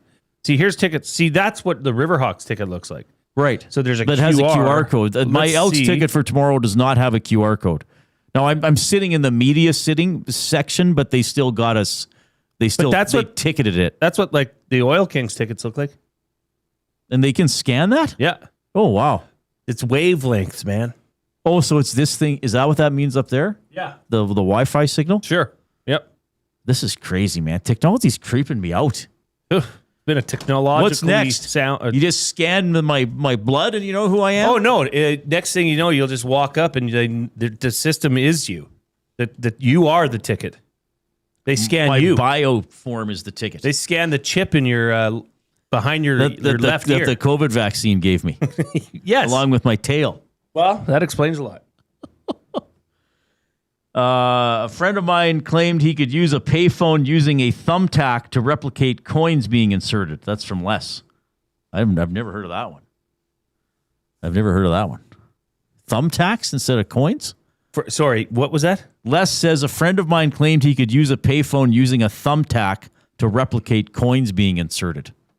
I don't know. I've never heard about that. Wasn't there a thing with arcade machines where you'd get a string on your finger, wrap it around, and connect it to a coin on the other end to try and drop it in so it counted as the coin going in, but you could pull it infinitely? Yeah, I'm not sure.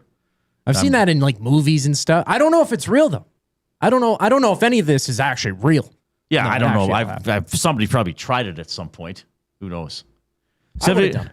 780-218-9999. River Cree Resort and Casino inbox. Anything else about Fajardo stand out for you? Oh, just how awesome he is to listen to. I can't read all of them. Well, read a couple.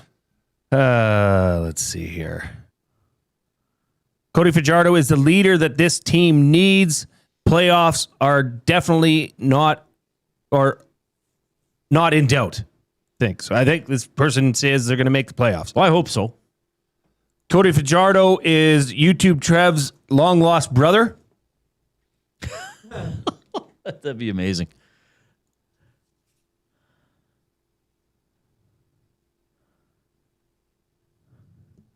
This one, okay, so the defense is definitely going to be leading this team to start the year, which is a major difference from last year. Kudos to J.C. Sherritt, defensive coordinator, for being able to assemble and keep this team together, or this defense together. Positive signs for the Elks. Okay. I think that's true. I think this defense, like you said, Reid, this secondary, to me, I don't know. I as soon as J.J. Ross came in, because you're as good as your cornerbacks, I think, in the CFL. Mm-hmm. If you have two lockdown cornerbacks, you are way ahead of the other teams. And I think with Tyrell Ford and J.J. Ross, this team has it. I'm just looking back on. I know I did this last year. I didn't save it. The starts to the seasons. So I'm not gonna. So they've been out of the playoffs 5 straight years, but I'm not going to count 2021 because they didn't play games in June and July. Remember, it was a 14-game season and they didn't start until August. Okay. And they actually started 2-2 that year. So in June and July, I think I did this right. In June and July, the last 4 seasons, the Elks are 3-25. Yeah, not good. Like last year, 1-5, 0-7 the year before that, 0-8 in 23, and 2-5 in 2022. Okay, Reid, buying or selling? The Elks go 3-0 in June. Buying or selling. I think they can go 2-1. I'm at Red Blacks, home to the Alouettes, at Winnipeg. Well, at some point, if they're, I mean, they've been basically the worst or second worst team in the league. Well, they might have been. I think they were 7th. Some would call that the doormat. But they've been bad. Yes, well, Ed Hervey called them a laughingstock when Yep. he got hired before last season. I think 2-1 is they're going to have to start beating teams that always beat them. They're going to have to beat. I mean, Winnipeg. if you believe they're going to have to beat Montreal, if you believe they're going to be better, and some people have said that they do, and some people have said no, Reid, they're still going to stink. You're a loser. Well, I don't know if anybody's actually called me a loser for thinking that, but you know what I mean. They've called you a loser, but not for that. I've been called that for several reasons over the years, on and off air. But if you believe they're going to turn it around, then okay, they have to be able to beat Montreal. They have to be able to beat Winnipeg. I know they beat Montreal. Well, they beat those two teams once each last year, but not early in the season because they started the season poorly again last year. So if you believe that they're going to be better and make the playoffs, then you pretty much have to believe that they're going to start 2-1.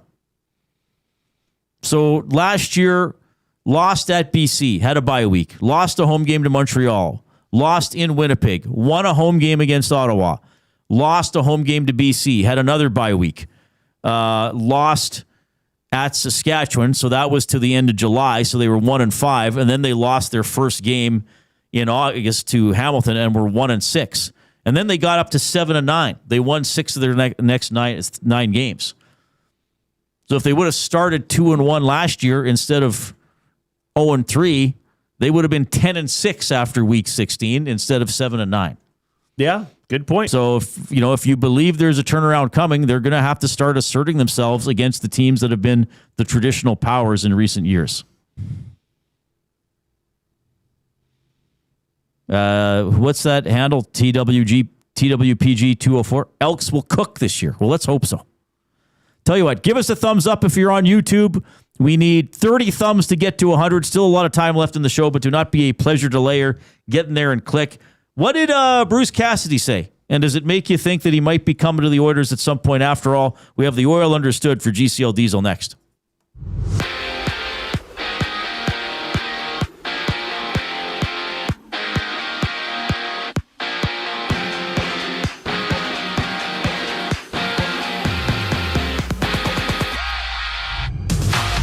Longtime Oil Kings president of hockey operations and general manager Kurt Hill has been named as the assistant general manager of the Oilers. With the move, Michael Chan takes over as the GM of the WHL's Oil Kings. Elsewhere, Evan Bouchard has suffered a head injury after absorbing a hit from USA defenseman Ryan Lindgren, who received a 5-minute major and a game misconduct on the play. To the hardwood, it's Game 6 of the West Finals. Thunder looking to close out the Spurs with tip-off at 6:30, and in Baltimore, the Jays and Orioles are live in their series opener midway through the first, a runless contest. And before the game, Toronto made a few roster moves, activating newly acquired Connor Siebold, optioning Chase Lee to AAA, plus Lenine Sosa has been moved to the 10-day injured list. Two other games live midway through the 8th. Braves have 8-2 on the Red Sox. In top of the first, the Cubs Pirates knotted at zeros. This sports update is brought to you by Paramount Flooring. Edmonton is expecting some changes this offseason, and I'm talking about your flooring. Paramount Flooring brings over 30 years of trusted service and expert installation. No permission is needed to speak with them. Visit their showroom, open 7 days a week, or online at paramountflooring.ca. The Oil Understood up next. Here on the Reid Wilkins Show, I'm Zachary Kubish, keeping you up to date. The EST Hangout. If people think that he had a concussion in the playoffs, or as Frank put it, quote unquote, concussion-like symptoms, you have a medical team. I don't think he would let that fly. No. And I don't think TD Forrest would let that fly. I trust that in knowing those guys. I'm going to believe Bowman more on that one than I am on the report. The EST Hangout, presented by Sentinel Storage. Weekday mornings 9 to 11, only on Edmonton Sports Talk. Your clear choice for Edmonton sports. Goodwill is one shopper, finding something I never knew I needed. A jacket, a deal, one donor, letting go of something so someone else can move forward. One program participant, learning, trying, building skills, building confidence, building a future.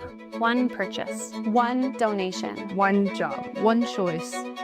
Goodwill is the power of one, the power of one, the power of one, the power of one. Goodwill Industries of Alberta. It all starts with one.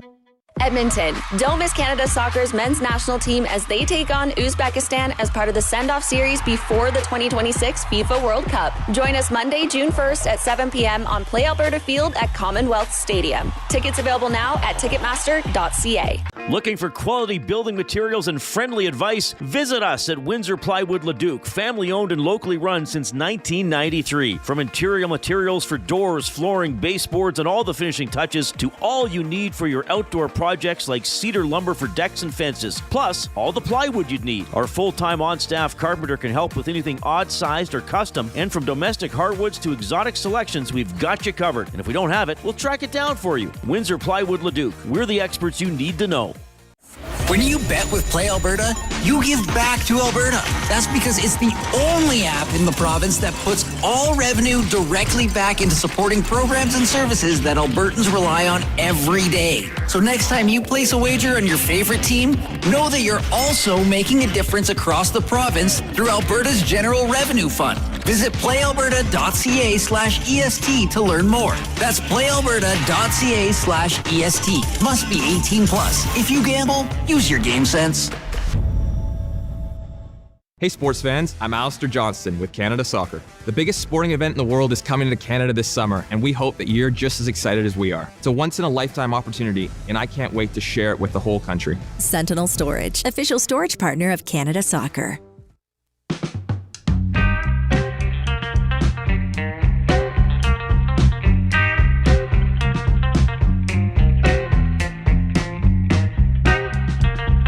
Good to have you tuning in this afternoon. Edmonton Sports Talk is presented by Play Alberta. Go to playalberta.ca, go to the Play Alberta app, look for EST specials, and Jay's Play of the Day.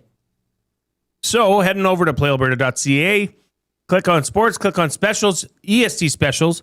You'll see Jay's Play of the Day, Oklahoma City Thunder, plus 3.5, and the game to go over 219.5. So 220 or more points total, and Oklahoma City Thunder plus 3.5. So they can lose by 3 points. Okay. That's what that means. Boosted to plus 240. Okay, good stuff. I dropped something on the Rankin MOP today. Isn't it like 50 to 1? It's plus 5,000. Yeah, why not? Why not? I put $1 on it. Like, why not? I mean, it's not out of the question. No.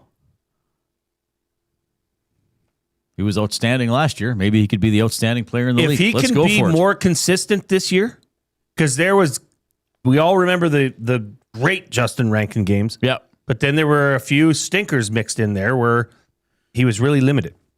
Portions of this hour are presented by Lamley's, built for the job, made with quality craftsmanship and designed for job protection with cowboy-worthy durability. Lamley's workwear combines safety with all-day comfort, featuring brands like Ariat Work and Wrangler Rigs, designed to withstand tough conditions and deliver performance across every job site. Visit lamleys.com/work to see how Lamley's can make your workday better. LAMMLES. It was a good work day for Team Canada, but a tough one for Evan Bouchard, specifically at the World Championship quarterfinals in Switzerland. Bouchard knocked out of the game with a hit from Ryan Lindgren, who was ejected for a check to the head. Canada did win the game 4-0.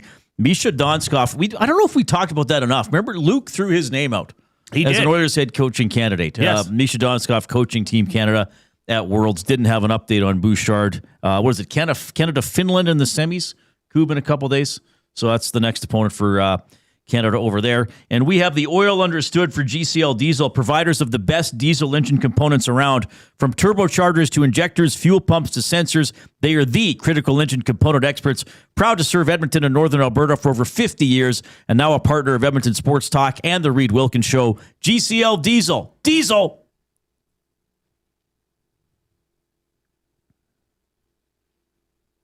Understood.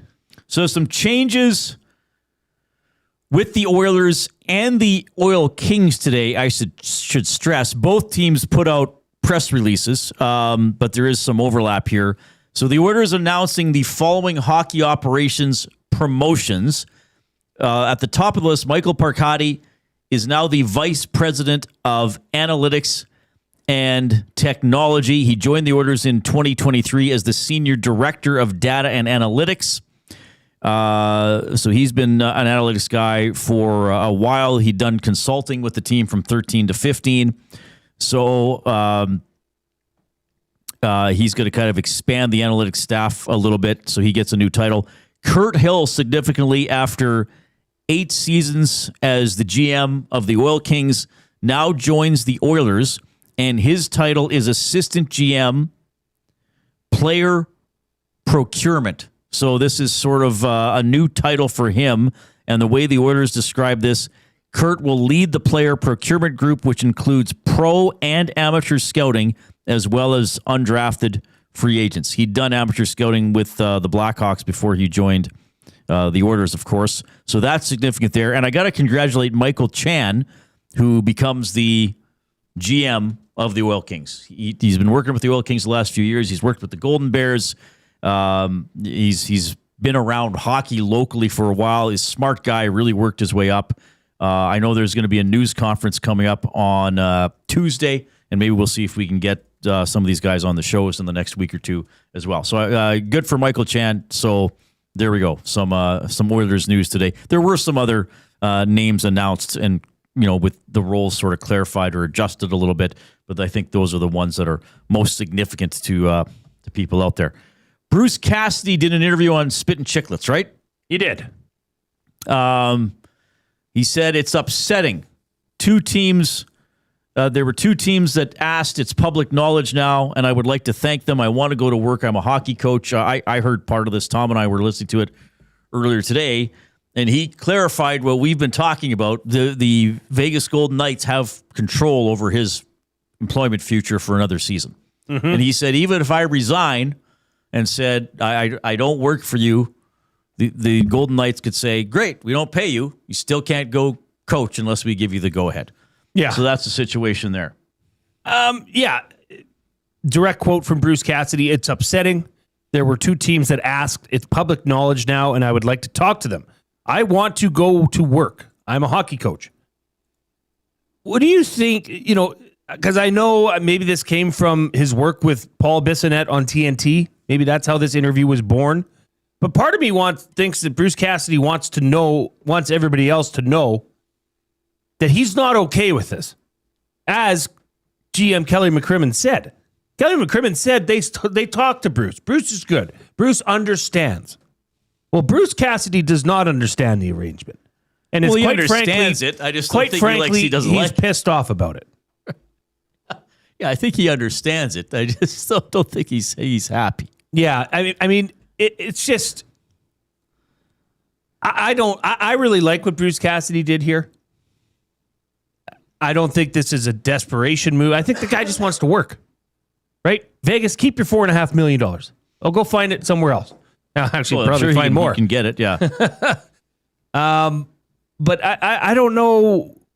I get that Vegas has all the rights to do this, okay? And you know what, Reid? Quite frankly, why would any team help the Edmonton Oilers? Why would any team help the Edmonton Oilers when they're going into a critical season in which, if it doesn't go right for the Oilers, the best player in hockey could shake free? Why would any team help them with those circumstances? You could say that about anybody. Why would any team help any other team? They could later beat you. This is different. This is a 1-year timeline with the best player in the world that might leave Edmonton if things don't go the right way. Right? Obviously they think Bruce Cassidy is a good coach, just not the right coach for them. Why would they let him talk to Edmonton? Now, the LA thing, I don't understand as much, but I mean, it's within the rights of this organization to do. Well, Vegas has said they're too busy because they're in the playoffs. Sure. And now they're going right to the end. Now, here's the big question. If the Las Vegas Golden Knights go and win the Stanley Cup, right, does Bruce Cassidy's name get etched on the Stanley Cup? No. Why? Wasn't the coach in the playoffs. Doesn't matter. I don't think there are rules about there are rules about players. I don't know if there are rules about coaches. I don't think it would be. I don't think there's a rule. There's no way his name would be on the cup. Mark Crawford was fired by the Colorado Avalanche December 1995 But because he coached them through the majority of the season, he was still awarded a ring and had his name engraved on the trophy when they won the cup in 96. Who was their coach in 96? Was it Hartley? I thought Crawford was the coach. I did not know that. I mean, what? I think how things have gone, I don't think that his name would be. No, I don't think so either. On the Stanley Cup. Who was the Avalanche coach in 96? Was that Bob Hartley then? I thought Crawford was still there. No, it's this Crawford here, but let's go year by year. 96. Yeah, Tom Gazzola's in there. He says Crawford was the coach. Wait, wasn't Crawford the coach of the 96 Avalanche? I thought he was. Yeah, it says 95, 98 Wikipedia. And then Gord says Hartley was in 2000. So what did that say, Jay? That's wrong. So this is wrong then. Like this isn't just AI. So he won the Stanley Cup championship in 1996. Right. Yeah, but he was their head coach from 95 to 98. Mm-hmm. Yeah. Well, and then Hartley 98 was to 02 was Hartley. Right. And then 02 to 04 was Tony Granato. Has that happened? Like, has that happened where a fired coach got his name on the cup? Like just this situation right here. Bruce Cassidy was the coach of this team. What, all but for a month and a half? Well, it was the last 8 games of the season.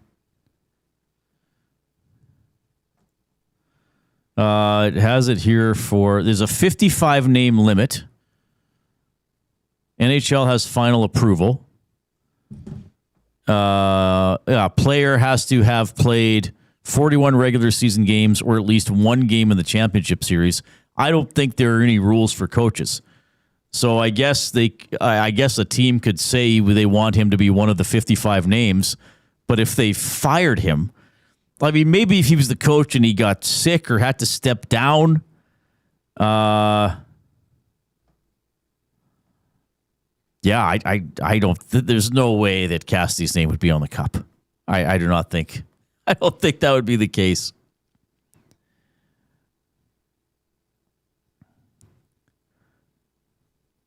Yeah, I guess a team could say we would want him on the cup, but I don't see why they would under these circumstances. That's an interesting question. I never even thought of that, Jay. I wouldn't even think that would be something they would consider.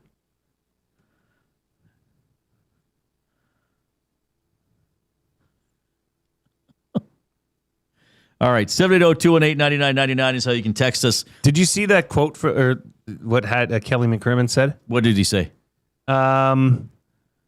This was today out of Overdrive. Okay. Kelly McCrimmon on Overdrive says, it's only news because Edmonton leaked it in regards to Bruce Cassidy and the decline to interview with the Oilers. Well, that's what we thought, didn't it? Didn't we think that? Well, nobody knew. Nobody knows. But you can think, maybe, what if Bruce Cassidy leaked it? Yeah, well, logically, it would be Cassidy or the Oilers, right? Well, so now here's the thing. So now have the Oilers not screwed themselves by leaking it? Now, especially, why would Vegas let them talk to him? Let him talk to the Oilers. Sorry. Well, if it can be confirmed that this was in fact leaked by the Oilers, then they once again aren't looking exactly the best. No, exactly. 780-218-9999 River Crew Resort and Casino inbox. Tap 25 has its $21.99 prime rib special. 7 days a week, 11:30 in the morning to 11 at night, except show nights. It's available for dine-in and takeout. Prime rib special, Tap 25, $21.99, rivercrewresort.com. Keep your texts coming in. We're going to give away the tickets to the soccer match at 5:20. You can still send us your submission. The off-topic topic for William Huff, a story about old TVs, changing the channel, something funny, what you used to do, something like that. We'll give away a family 4-pack to the soccer game, and we'll get you ready for the Riverhawks season 2. Here's the 5 o'clock break. 2 guys and a goalie. Lemieux, guy that personified hate playing against him, love being his teammate. He was one of those, right? You must have interacted with him a couple of times. He was, I can't remember where he was, but I remember. Bounced around a lot too. Yeah, but talk about a guy that turned the volume up come playoff time. Conn Smythe winner. 2 guys and a goalie, presented by GS Construction. Tuesday and Thursday afternoons at noon, only on Edmonton Sports Talk, your clear choice for Edmonton sports. Edmonton, don't miss Canada Soccer's men's national team as they take on Uzbekistan as part of the send-off series before the 2026 FIFA World Cup. Join us Monday, June 1st at 7 p.m. on Play Alberta Field at Commonwealth Stadium. Tickets available now at Ticketmaster.ca. When you bet with Play Alberta, you give back to Alberta. That's because it's the only app in the province that puts all revenue directly back into supporting programs and services that Albertans rely on every day. So next time you place a wager on your favorite team, know that you're also making a difference across the province through Alberta's General Revenue Fund. Visit playalberta.ca/EST to learn more. That's playalberta.ca/EST. Must be 18 plus. If you gamble, use your game sense. The Canadian Brewhouse has a happy hour for any scenario. You finished work early? Happy hour. You finished work because you accidentally hit reply all to the entire company? Big happy hour. Your boss said great job? Happy hour. Your boss said per my last email. Ugh, emergency happy hour. You finally closed the big deal. Happy hour. With a huge selection of ice cold drinks and great food, the Canadian Brewhouse has a happy hour for whatever just happened at work. The Canadian Brewhouse. Your day just got happier. It doesn't start on game day. It starts before kickoff, before the first snap, before the noise, before everyone else. This is Edmonton football. The only way to experience it is being there when it happens. Every hit, catch, and touchdown. Season seats, flex packs, groups, single games. There's a way in for everyone. Edmonton Elks. Our city, our year. Get your seats now at goelks.com/tickets. River Cree Resort and Casino and K97 proudly present Prism and Aldanova. May 29th in the venue. Tickets at rivercreeresort.com. River Cree Resort and Casino. Excitement. Bet on it. Some of us are walking, others are biking. Together, we are accelerating the pace of MS research breakthroughs. This May, join Sentinel Storage at an MS walk in your community. Sentinel Storage, proud partner of MS Canada. Time for a new career in 2026? Or maybe your kid is still pondering their path. Good news! Weiss Johnson is hiring. It's Dennis, and not only are we hiring for heating and air conditioning, we're also looking for experienced plumbers and gas fitters. With the growth in residential development, there's no shortage of opportunities at Weiss Johnson. Choose your path with us. Learn from one of the industry leaders, and we will grow together. Receive great benefits and school reimbursement as well. Visit weiss-johnson.com today.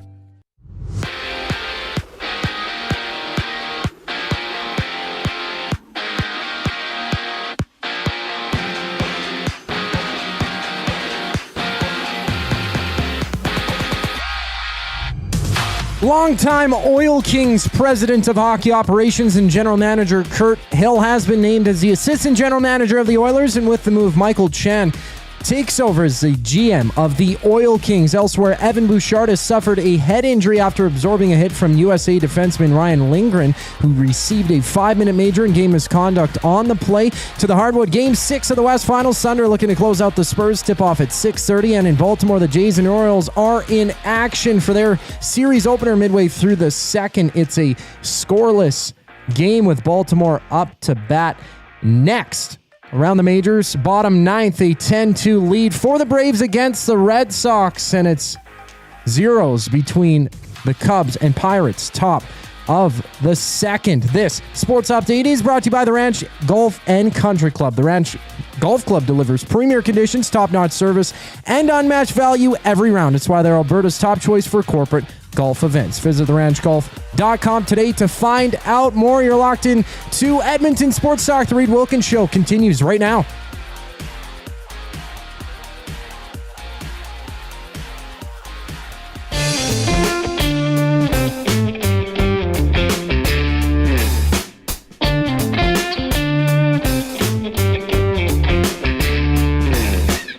Good to have you tuning in this afternoon. Elks game tomorrow. That is at Clarke, of course. 7 o'clock against the Calgary Stampeders. Second and final preseason game for the Elks. It was great to have quarterback Cody Fajardo on the show. And the regular season begins tomorrow in the West Coast League for the Edmonton Riverhawks. They've been doing great, drawing a lot of fans down into the River Valley over the last few years. And to get you ready for their season, we go to the Oil Country Towing Video Hotline. Oil Country Towing, Edmonton's most trusted 24/7 roadside rescue team. Fast, safe, and reliable for over 15 years. Whether it's game day or a snowstorm, we work as hard as your favorite team to get you going. Call 780-986-6088 for all your towing needs. It is the Riverhawks Marketing and Game Day Director, Maddie Murdoch, joining us. Maddie, you're on with Reid and Jay. How are you doing? I'm good, guys. How are you? We're doing great. Thanks a lot for making time for us. How long have you been in this role now with the team? I've been with the team now since the start, so 5 years, but like more of this marketing game day director role about a year now. Yeah, so still a little fresh, yeah. Okay, now why don't they give you a title like Hogle gets, like director of fun? You don't get something like that? Yeah, Hogel's special. That's the answer. He certainly is. Well, it's great to have you on the show. So look, you mentioned you've been there the whole time. The Riverhawks have been there. Yep. What, like in your mind, what are some of the keys to? I'm going to call success. I would perceive it as success. What in your mind? What are some of the keys to the success that the team has had? Yeah, I think there's a few things. I think affordability is always an important part of it. Entertainment nowadays can be so expensive, and at Riverhawks, you can still get a ticket for $20 in the bleachers and a kid ticket for as low as $10. So I think that helps draw a lot of young adults and young families. And then another big thing, or probably the most important thing, is just having fun. We're kind of a minor league baseball feel to us. The baseball on the field is super important, but we really invest a lot into the entertainment side of it. So maybe you're not the biggest baseball fan in the entire world, but if you come to a Riverhawks game, you're going to have a good time with all the other stuff we got going on. So I really think that has been what people enjoy a lot coming to our games. Riverhawksbaseball.com. I'm on the website right now, and I'm on your page of 2026 promotions. Remind me how many home games you play. And does every single one have some sort of a promotion? Yeah, we have 27 home games, 27 theme nights, all unique. Yep.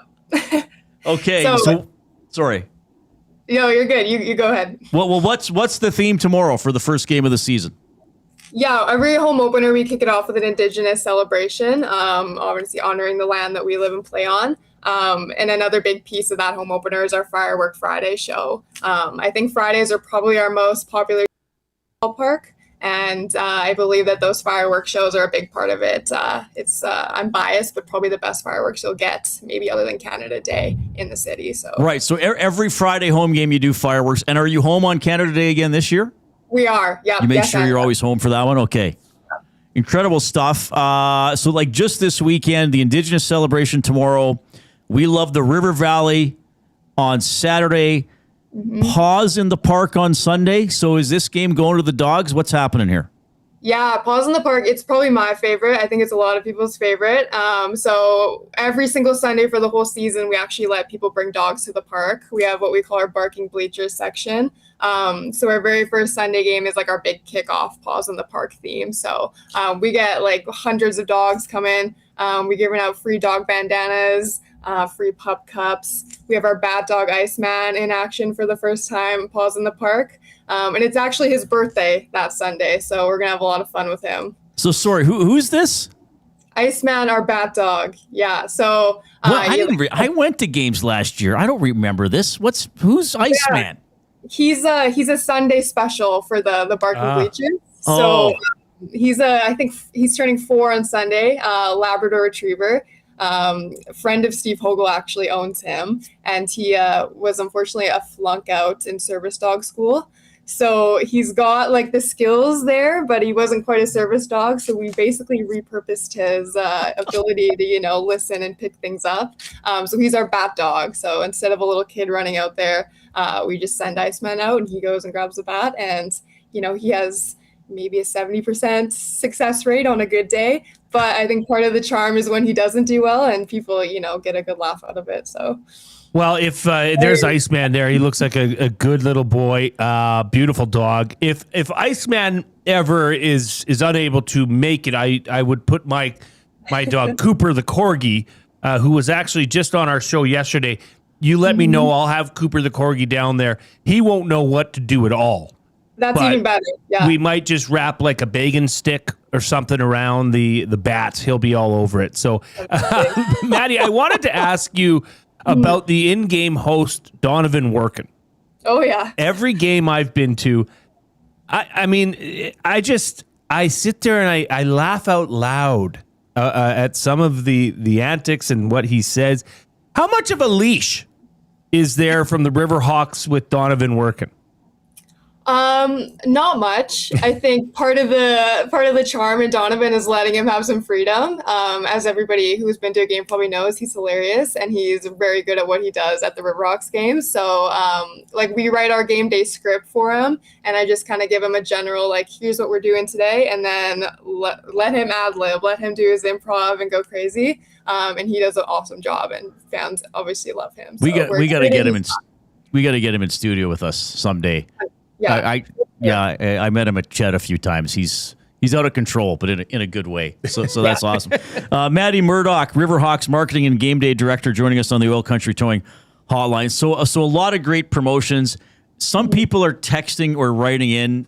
Can Maddie explain? We're not going to make Maddie explain every day. Okay, you can read about it on the website and just go to the games and you'll find out more. I know you're not in baseball operations, so to speak. But last year, I think the team was one win away from the league championship game. Yeah, correct. I believe. What do we expect on the field? Are a lot of guys back? Should this be another strong club? Yeah, we actually just had guys coming in yesterday. It was kind of report day, and a good chunk of returners. We have Jason Green back. He's our 6'6" back catcher, so he's kind of a cool story. We got Max Stagg, fan favorite Australian. He'll be joining us partway through the season again, and he's a big personality. People love him. So a bunch of good returners, and then I think our head coach Jake is really excited about some of the new recruits. A lot of bigger Div 1 schools sending us pictures, stuff like that. So from what I've heard from the baseball ops side, they're expecting just as good of a season, if not, going the whole way. So I think they're pretty excited. What's the capacity at the park again? 9,200. 9,200. And do you hit that? I think you hit it on Canada Day. I don't know if you were allowed to announce the average last year. How are you feeling it? Yeah, I think last year we were around 5,500 over the season. And then Canada Day, we get up to a sellout and a few other games throughout. I mean, it's very weather dependent, but if we get a nice night on a Friday in July, we'll get close to 8,000 for sure. Okay. And what about the food and drink options? Yeah, I'll unveil this maybe for the first time to you guys. We just got in today, breaking news, our 9x9 boxes we're going to be selling this year. No, so, wait a minute. What? You know the 9x9 challenge? Come eat 9 hot dogs. Beers, 9 hot dogs. Yeah. We just got that in today. It's a smaller version of it, obviously, AGLC rules. But you can get a box with 9 mini dogs and 9 mini beer cups. So think people will be very excited. Oh, wow. That. So is that, but you're allowed to share, or do you have to have it yourself? You could share, but I think most people the general rules of is you do it. Iwanek wants to do that one day. So the idea is 9 innings. Each inning you have a beer and a dog. Oh, I didn't even think of the math of baseball. Right. Okay. So that's the goal, is to finish 9 beer, 9 dogs within 9 innings. Okay. Iwanek says he's down for it. So maybe we should get him down and we could partner up with you guys and he could do the AGLC version. The small version of it. Yeah. That's fine. Maddie, when you guys are getting a lot of people, it can get a little congested around the park. I think people know that. Yeah. But I understand you're doing some things this year to make it a little more convenient to people to get down there. What's happening? Yeah, so we still have our parking lots for this season. I know there was a bit of rumors that we were losing them, but we still have our lots. But unfortunately, even those lots are not enough. If we're getting 6,000 people here, we just can't fit that many vehicles around our ballpark. So we always encourage people to bike. We have secure bike lockup on site for free. And then the new thing this year is our shuttle service. So we're partnering with ETS to do a free shuttle from Churchill Square down to the ballpark and then back after the game ends. So you just got to show your game day ticket and you hop on that shuttle for free. And then as well across all ETS LRT buses, 2 hours before, during, and after the game, if you show your game day ticket, you get free transit across the whole city to get to the ballpark. Wow. Okay. Yeah. And is that new this year too, the ETS stuff? Yeah. Brand new, yeah. Perfect. We launched it maybe a couple weeks ago, so it'd be a bit of an education process, but we hope that fans, take advantage that it's now an option for them to get down here. Well, yeah, you could LRT somewhere near and then hop on one of those scooters, and boom, you're down at the ballpark. Yeah. Well, because Grandin Station wouldn't be that far away, or you could LRT to Churchill and take the shuttle. You could go to university. Yeah. You got tons of options. And go across the high-level bridge. You could roll down the hill. Yes. Roll down the Walterdale. Okay. That's perfect. Did we miss anything important, Maddie? No, I think you guys covered the main things. We're excited for opening weekend. But yeah, it should be an awesome summer. We've got lots of fun stuff planned. So Right on. Maddie Murdoch, thanks for joining us. I'm sure we'll see you around the ballpark, and say hi to Hogle if he's not having too much fun. I totally will. Thank you guys for having me. Maddie Murdoch is the Riverhawks marketing and game day director. She has a busy job, but I'm sure she does have a lot of fun too. Yeah, the promotional list. Let's randomly scroll down. Tell me where to stop. Stop. Okay, well this might be good for you, given your family. June 30th, Girls Who Ball Night. We're celebrating women and girls of all age who ball out in the world of sports. Because that's pretty much everybody else in your family. That's correct. Is a female who's loves and is good at sports. So there's one right there. Look at that. Any girls 14 and under wearing a jersey from their community team, all sports welcome, will receive free admission at the Riverhawks box office. Wow. Then you have to be accompanied by a paying adult. But yeah, so that's incredible. That's right before the big Canada Day stuff. Tuesday, June 30th. Foodie night, July 2nd. We should get Nielsen out to that. Where's the tendies? Yeah. They probably would have them. Yeah, there's a whole bunch of stuff. There's like some fun matinees for school kids. Office Olympics on matinee on Tuesday, July 7th. So sneak away from work. Hey, we should see if they want us to do the show from Star Wars night. Yeah, we should some night. Can you imagine doing a show from 1 o'clock game? Yeah, from the bullpen. Oh, can you imagine? And then the Iceman, the dog, could bring us good boy Margaritaville night, Star Wars night. And they have the Toonie Tuesday games every Tuesday. So what she said, 27 home games. So it is a quick season. Like go to riverhawksbaseball.com, look at their schedule. Like the whole season goes from tomorrow until August 5th, and then the league championship game is August 13th. The playoffs are quick, but they do well down there. It's fun. Like the Riverhawks have done a great job. They are a success story. They sell baseball, but they're also selling summer in Edmonton, right? That's as big a draw as the baseball. Because is that nothing against the players and Jake and stuff, but they're giving you a unique way to experience summer in Edmonton.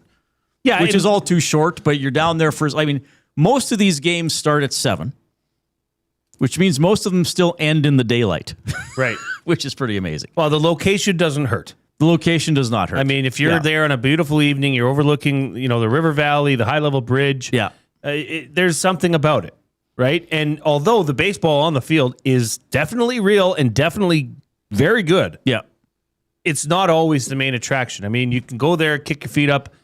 And baseball is a sport like that, Reid, like where you can carry on a conversation while the game's going on. Right. That reminds me to get the Blue Jays on here. The tickets range basically for adults from $21 to $35. For kids from starting at $10. Seniors and students starting at $16. I know a couple of seniors. Abutsky says, "Look at June 11th. Look at June 11th." Okay, what is June 11th? What is going on? Is it Jay Milne lookalike night? To go to it. What is it? I'm on another page. Hang on. Let's see. I got to go back. God, Abuski, just tell us what it is. Is it a Abuski night? June 11th. The theater kids are taking over with the Citadel Theater and the Edmonton Fringe. Have you ever wondered what would happen if we let theater kids run the ballpark for one night? Yeah, us too. Let's find out. Well, that could be fun. Like, the themes are all over. They're not all like, oh, and here's another sports theme thing. Like, the next night after that is baseball goes Bollywood. I mean, anyway, so that's all right. So the Fringe and the Citadel Theater have a night. So it's going to be a blast. We got to get Donovan working on the show. Yes. It could be an unpredictable and wide-ranging segment. That's the plan. That was Maddie Murdoch on the Oil Country Towing video hotline. We are in the Canadian Brewhouse studio. Why wait for a good time? Start it early at the Canadian Brewhouse. Happy hour running Monday to Saturday, 2 to 6 p.m. Deals starting at $3.99. Your couch can't compete with the Canadian Brewhouse. When we get back, we're going to give away a family 4-pack of tickets to Monday's soccer match, World Cup send-off series, Commonwealth Stadium, Canada, Uzbekistan. Jay has the finalists. Are Koob and I going to pick, or just Koob? Or Koob and I going to... Well, we'll figure it out during the commercial. Yep. Here's a sports update.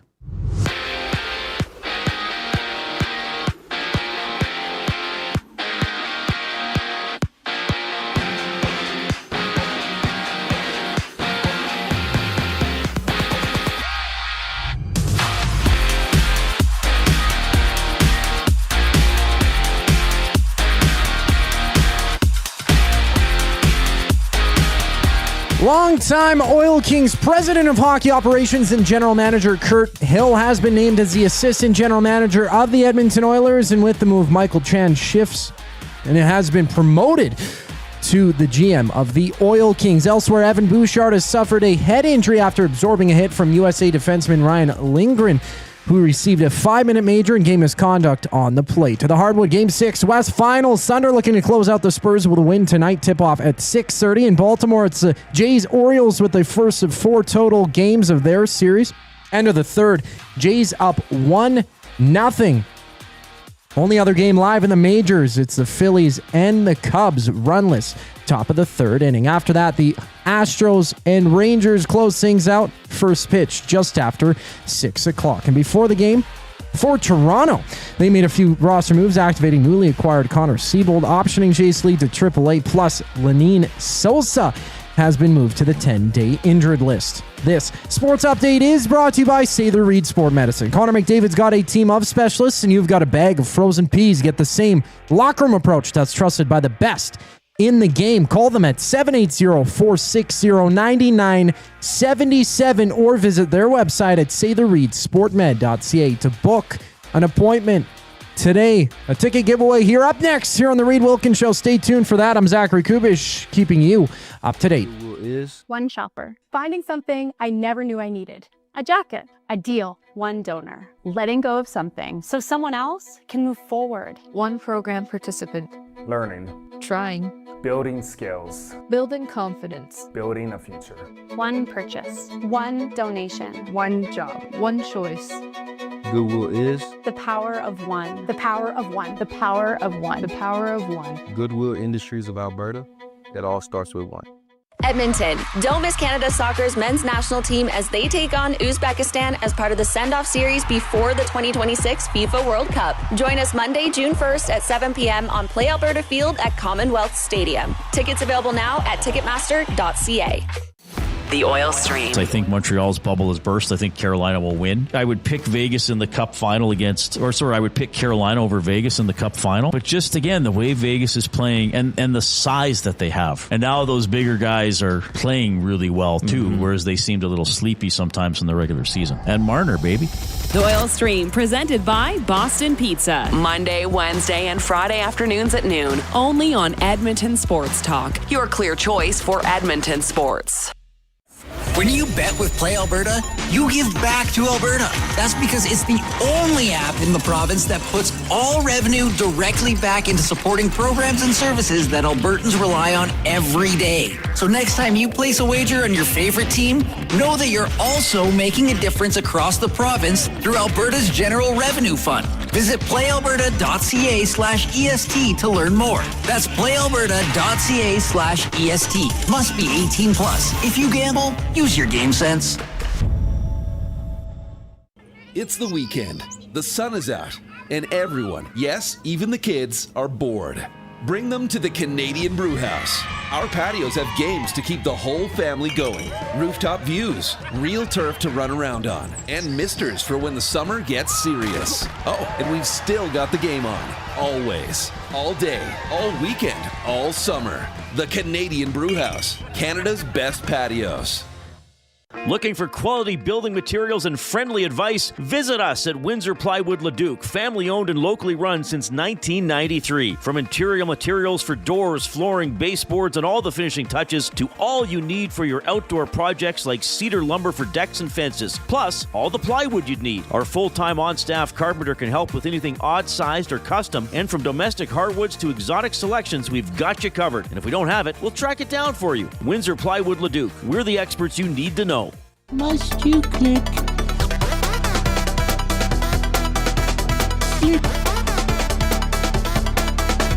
Thumb. Must you click? Thumb, thumb, thumb. There is the Thumb Click remix as put together by Zach Kubish, reminding you that if you are on YouTube this afternoon, give us a like, smash the thumbs up button. We're at 75 thumbs. We need 25 to get to 100. Which is our minimum show goal. It is a little different now. We don't have that Oilers game night intensity or game day intensity from a lot of you. And maybe it's summer and maybe you're sweaty and it's too much effort to click the thumbs up, but we ask you to do it. That's right, Coop. I suggested some people are too sweaty to click their thumbs up. Well, especially if you're on the phone, you could drop your phone if it's my too mouse sweaty. keeps sliding out of my hand. I'm so sweaty. I can't possibly be expected to use a mouse with this much. JJ, do you know what I like, Jay? Having air conditioning in my home. Oh, it hasn't even been like super hot yet. Like, I just like keeping it at a nice. We've been running it all week. What do you keep it at? Because every house is different. Well, I'm experimenting. And I know your house is vertical. My house is long. Well, so that's the problem with mine is that there can be a 3 degree, 4 degree difference between floors. Yeah. So, but I got a sensor, a portable little sensor, right? So the thermostat itself is a sensor, and then there's another one. So I have that portable sensor in my bedroom. So at night, I tell it to get the bedroom to like 20 or 20 and a half. I think I tried 19 and it got too cold. But while that's happening, the main floor goes down to like 17. Oh, and it's still trying to cool the bedroom, which it does. But it's nice, man. Oh yeah, it's nice. We've been rocking it all week. What do you have it at? What is mine at? 22. Oh, I would never have it that hot. No, it's not hot though. It's cold. Oh, okay. Like it's weird. And our house is different because it's a raised bungalow. Okay. So I don't like I walk in and I'm just up and I'm on the main floor. Right. And there's 2 furnaces in the house. So it doesn't run through the whole basement. So I see. It happens pretty quick. Okay. I also have realized that our house is incredibly well insulated. So I think it's holding that in. Yeah. Because if you go down to 20, it's ice cold in there. But every house is different. Yeah, true. Well, and every floor is different in house. But I'm really enjoying it. Thanks to Weiss Johnson, by the way. They did a great job because I have to get a furnace, I have to get a hot water tank, and then I was like, might as well. I got a heat pump technically, but that's what does the AC. You know what they say? Weiss Johnson. Whoa, whoa. Yes. Or as Will Fraser put my name in it. Portions of this hour are presented by Commonwealth Stadium. Welcome to the jungle. It's time to come alive and get ready to be thunderstruck. These aren't just songs. They're the biggest concerts of the season. Guns N' Roses, Foo Fighters, AC/DC, and Post Malone all coming to Commonwealth. For more information on the biggest shows at Commonwealth Stadium, go to edmonton.ca/Commonwealth. Now, we're giving away a 4-pack of tickets, a family 4-pack of tickets, to Monday's match at Commonwealth. That's Monday, June 1st. Is that a 7 o'clock game? Must be a 7 o'clock game. Canada, Uzbekistan getting ready for the World Cup, right? And then Canada has another tune-up game in Montreal. So This is pretty big. Like they're counting down. So the off-topic topic for William Huff was stuff about changing channels, watching older TVs, things like that. So Jay has picked 3 finalists, 3 or 4? 3. 3, and then Coob has not seen any of these. He's going to read them to Coob. He's not going to give the names. He's just going to call them 1, 2, or 3, and then Coob's going to pick his favorite, and that family will get the tickets. Okay, this one, it says, okay, you gentlemen both all know that the TV that used to be furniture that comes in the big wooden box that usually had a lamp on it, it had a remote control. It was usually in color, but when the remote control didn't work or you couldn't find it, there was a door that you could open that had all the buttons, and you had to start pressing. If you were lucky, it had buttons. It could have been a dial, and you'd have to find the right channels manually. Let's just say, I know that back door, wow, black belt and foam with the wooden inlay very well. So that's number 1, Coop. Okay. Sounds a bit sketchy. Number 2,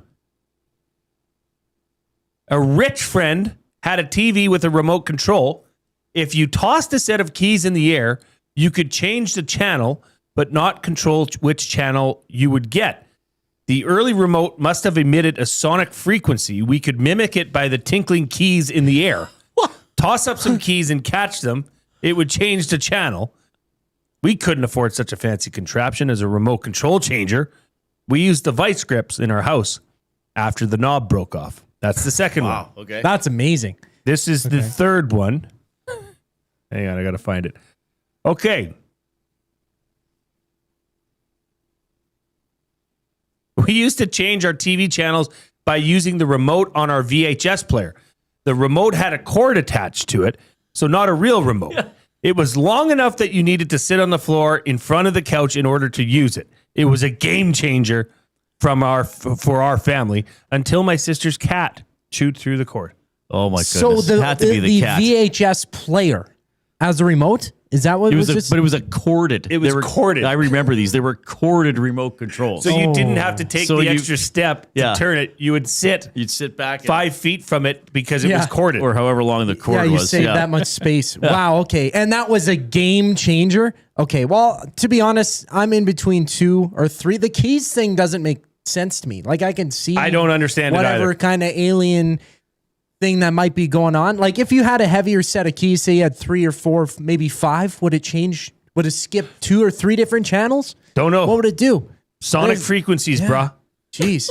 Well, don't put a magnet up to the TV. Wasn't that a thing as well? I have no idea. No, you could probably do that today.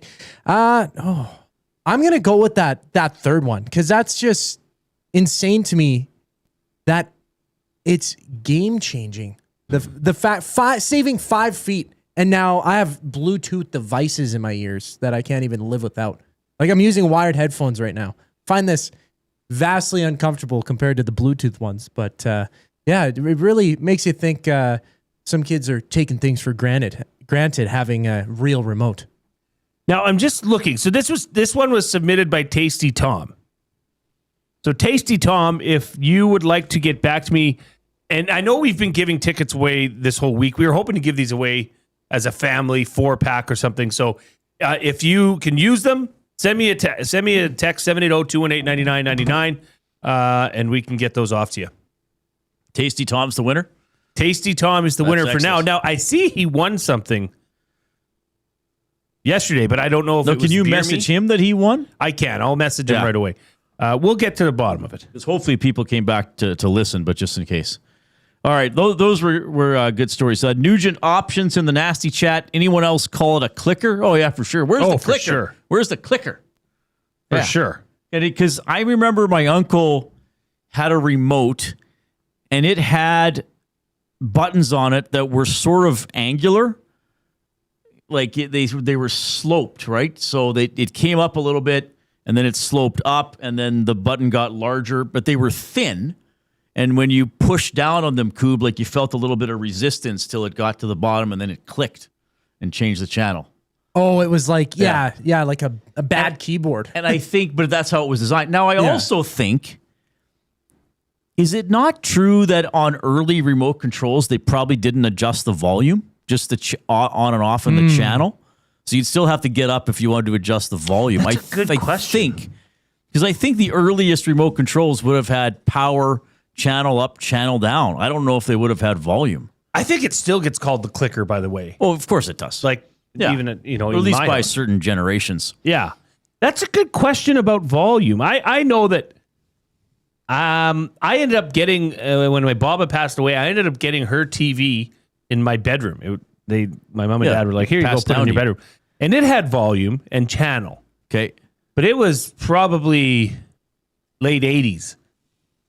So not that old in the grand scheme of things. That's interesting. The old clicker. Well, it used to make a click sound. Yes, like you'd have to push the buttons. Yeah. How large were they though? Like, could you fit it in one hand? Oh, yeah. We have quite the small one, like around the office, where it's like you. It would be bigger than that, but it wouldn't It would be like this, but maybe it'd a be little the bit size of a longer. cell phone? than a cell phone. Yeah. Oh, okay. Yeah, I think so. Could you now? Was it like the size, like the weight of a brick? No. Because I imagine. Okay, I not imagine that- it's not everything that old heavy. school. It was pretty thick though. heavy. Like it wasn't thin and like. Yeah, it was thicker it'd be than more than most Yeah. of the remotes we have nowadays, for sure. I don't know what I would compare it to. Like the good old clicker. They weren't like incredibly heavy, but they would have a little more heft Like to a them. glass case. Like Yeah, for your maybe. cats, Maybe. for your Yeah, maybe. glasses? That's a good one. Well, the oldest TV I remember having was a plasma screen. Like the first flat screens that were actually massive. That's an old TV to you? Oh my god! I know. What, a flat screen? Yeah. What was that? The early 2000s? That was 90s? old. Flat screens were game changing for us. Oh my gosh. Yeah, and they're uncomfortable. Like, You remember they're- the TVs took that were so all the much rage, space. where the speakers were in the bottom, Yeah. and they were big screens, but they needed like this much wall space. Yeah, that's the one that I had. because Yeah. they came out and back. Like, they're not those flat ones. at all. No, yeah. The TVs now, it's amazing and how light they are, how thin they Yes. are, and how light they are. Yeah. I mean, the only reason you might need another person just because of the awkwardness of getting your arms around them, but weight wise, Yeah, like these TVs here are what? Yeah. 15 pounds Maybe. tops. Yeah. Tops. they're not heavy at all. But again, if you had a larger screen, you just simply might not be able to physically get your arms around Like it I could to probably safely lift it. I could probably bench press this TV like 100 times. man. Oh, probably right now. Oh yeah, Probably bro. right now. Yeah, you got that even big with the time, bro. stand, bro. Dang. That, like the first. on the plasma, that the one memory I have of that TV was watching Henrik Lundqvist lose to the LA Kings on that. Like we Oh, had wow. it for that You are for that young. long. Yeah. Yeah. The first flat screen TV I had in Lloyd still was a tube TV. So it had a flat screen, but it still had the large back. Oh, God, it was heavy. Yes. Because I remember I moved it myself, like within my place in Lloyd from one room to the other. And it had kind of handles to carry it, like built in. But man, oh man, it was heavy. Like you're just terrified you're going to drop it on your feet or something. Look at this. Nugent options. Speaking of TVs, my cousin got home from work today. Her TV smashed on the floor, fell off the wall. Never had that problem with the old tube TVs. That is- you certainly wouldn't that is not good. mount a tube TV on a wall.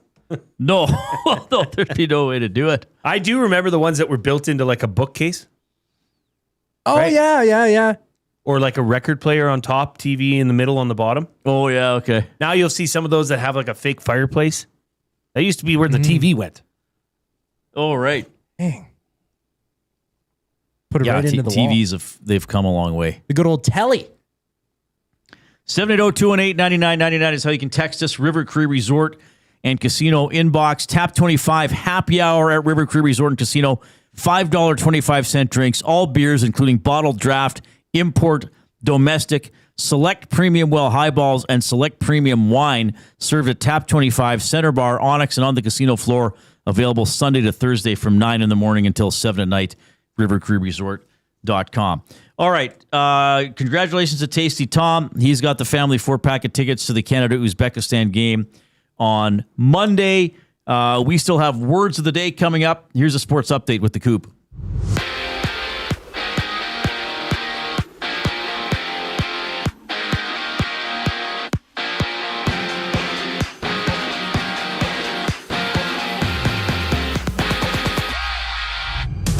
Longtime Oil Kings president of hockey operations and general manager Kurt Hill has been named as the assistant GM of the Oilers, and with the move, Michael Chan takes over as the general manager of the WHL's Oil Kings. Elsewhere, Evan Bouchard, he suffered a head injury earlier today after absorbing a hit from USA defenseman Ryan Lindgren, who received a 5-minute major in a game misconduct on the play. No update provided on Bouchard's status. To the hardwood, Game 6 of the West Finals goes at 6:30. Thunder looking to close out the Spurs tonight from Baltimore. The Jays and Orioles are in action. And top of the fourth, Blue Jays, Orioles knotted at 1 aside.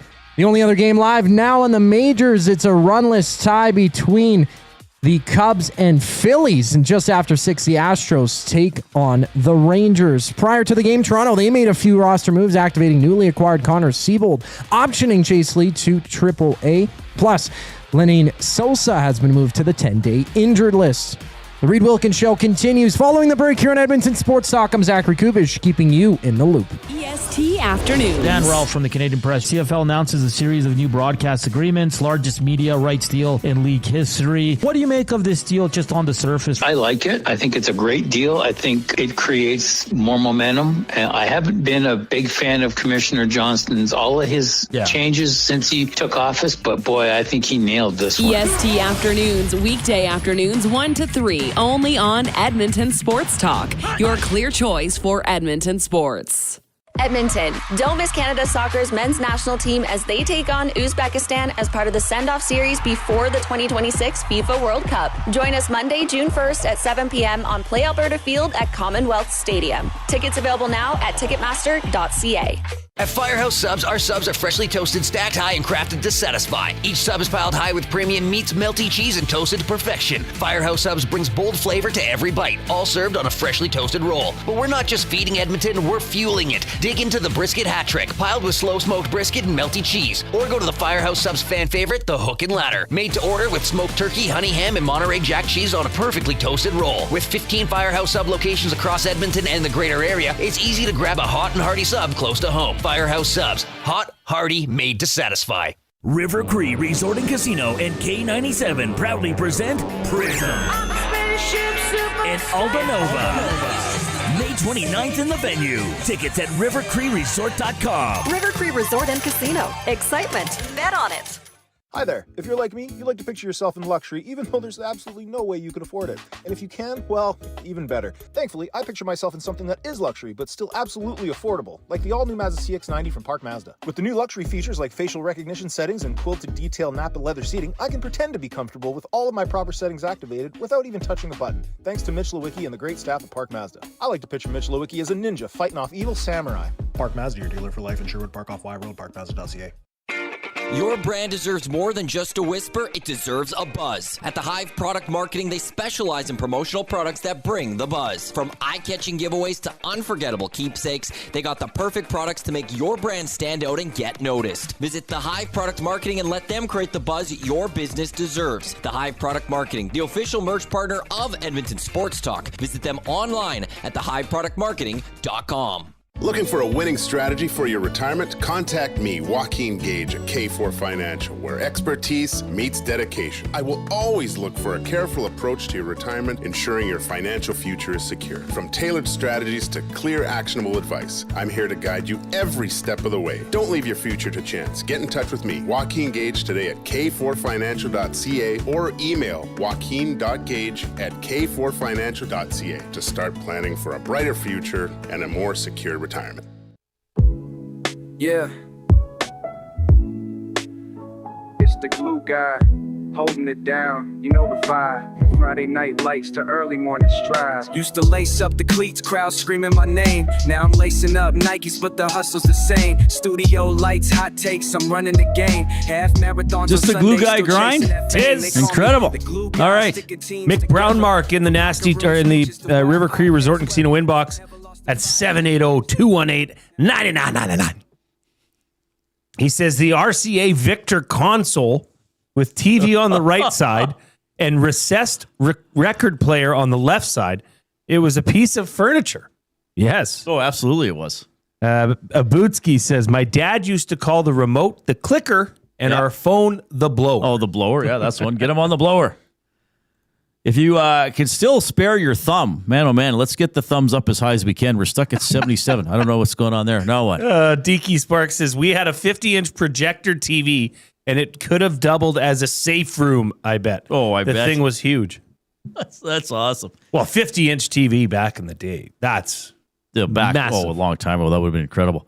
I want to remind you about the Hlinka Gretzky Cup. The next generation of NHL stars are coming back to Alberta this summer.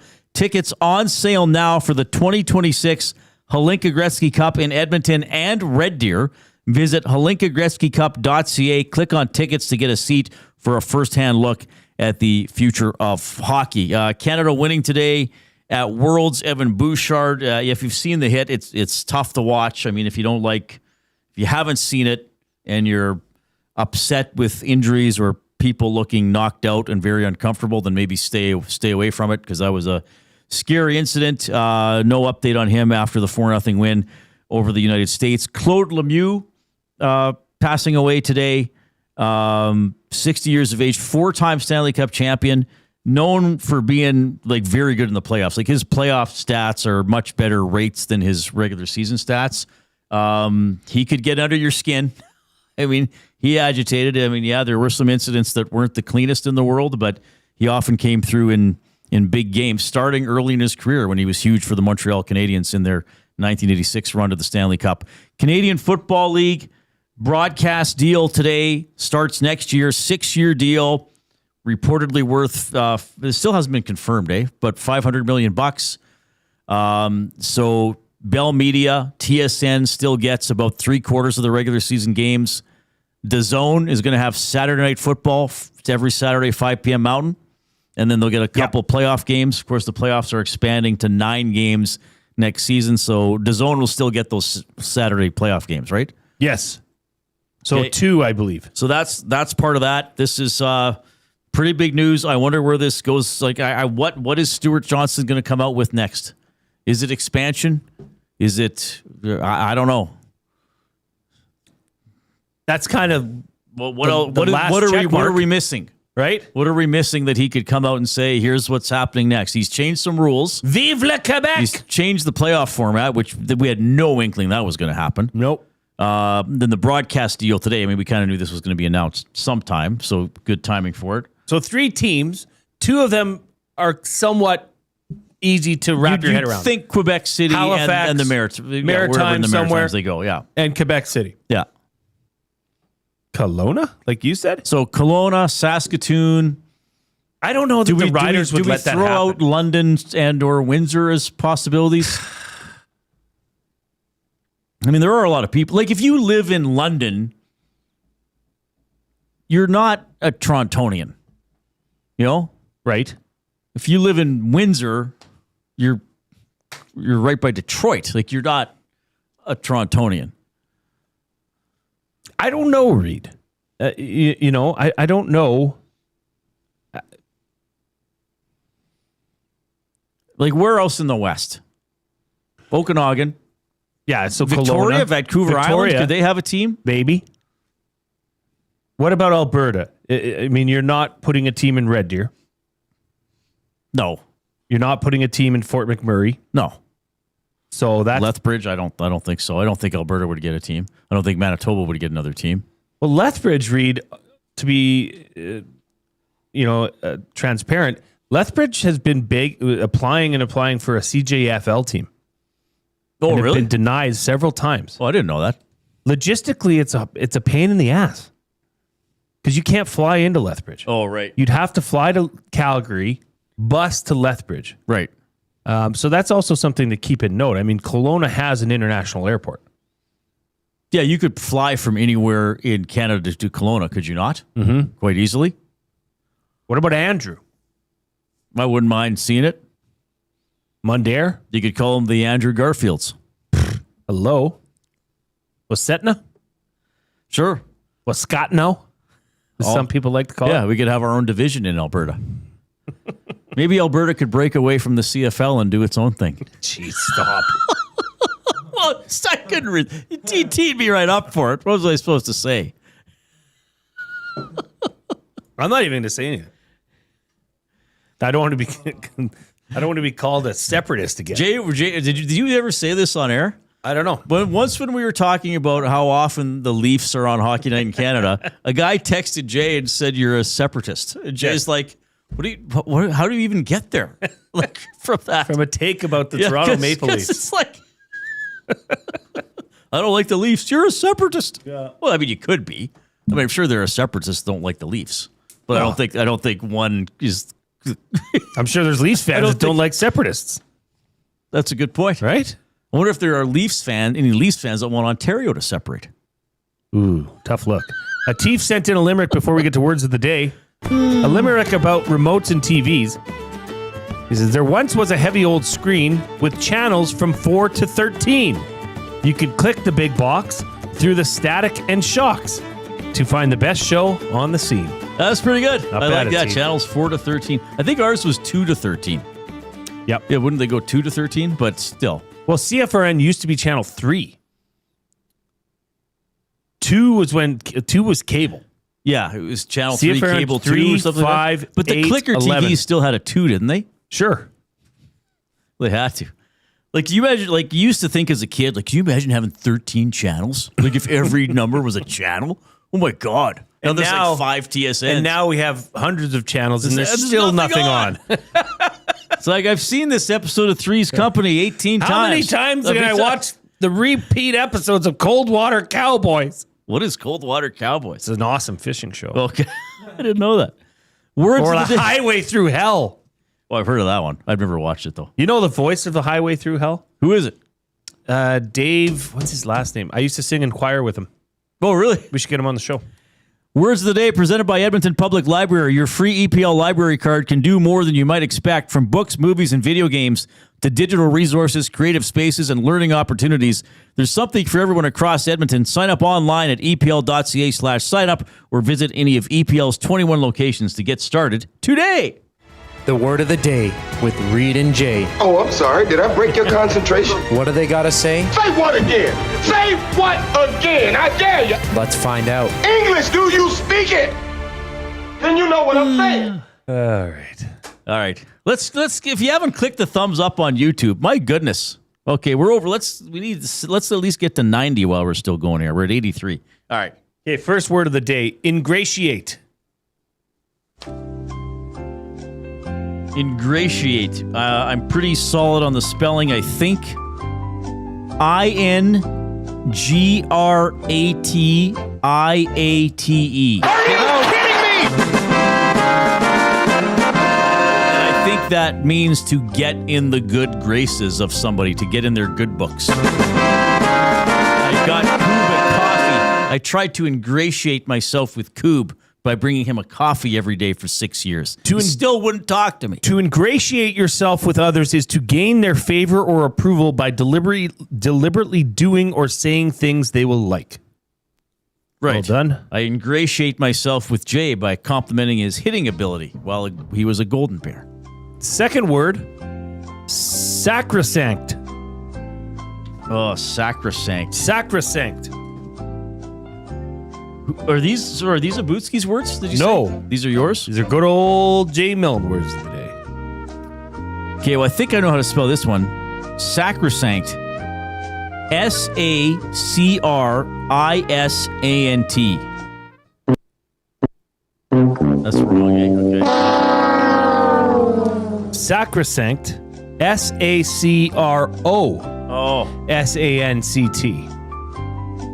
SANCT. Oh, sanct. I blew it anyway. Okay, plus I didn't have the O. All right, so not good. Sacrosanct. Is this just another way to say, like, sacred or special?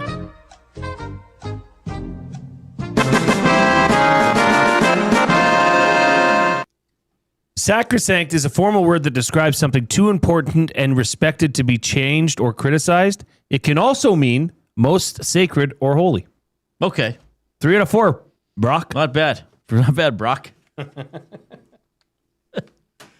Those were good words. Ingratiate and sacrosanct. Ones I kind of knew. I don't know if any of those have ever been in a Reacher book. Well, they probably have at some point. So I finished 61 Hours, the Reacher book. Is he alive? In all honesty, unknown at the end, though he is. But he's a Reid, they're hooking you in. I know, but You're getting sold. He's escaping a situation, and then the penultimate chapter ends, and then in the final chapter, he's not mentioned. It ties up some other storylines. So, but I mean, there is another book. There are several. There are many more books. Yeah, it's called Love Interest. Of the first of the 14 books I have read, Reacher does not experience man-woman relations in this book physically, but emotionally he does from a long distance. And I think it's a character who's brought back for a few books. I'd return it. What do you mean? No love life. Come on. What do you mean you'd return it? Yeah. I didn't buy it. Well, I'd return the took rent. it to the library. I did. I'd ask for your money. It's the library free. card's Gosh, free. Darn it. Just because there wasn't enough sex in it. Yeah. Can you imagine going back to the library? It's like, I have a complaint about this book. What's that? There wasn't enough sex. Okay. Okay. I want my weirdo. money back. Well, it's just, you took it out of the library. Free. So just free put it membership. Put it in that slot, please. If And you they'd be want- like, that's the problem with the book. Nobody put it in the slot. Stop. Jeepers. We're going to get canceled. It's worse ways to go. Yeah, there is. Take a picture of that QR code that's up on the screen there. That'll take you right to the EPL site where you can sign up yourself, your family, everybody for a free EPL membership.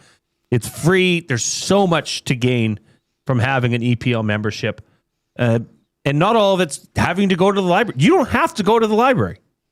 Yeah, I use my Libby app, but with my library membership, so it's pretty cool. I think the Elks herd is coming up at 6 o'clock here on They're fun. EST audio stream. Chris Morris tomorrow, Athlete of the Week. We'll do something fun with Benny Thompson as well. On behalf of Zachary Kubish and Jason Milne, I'm Reid Wilkins. Have a good evening.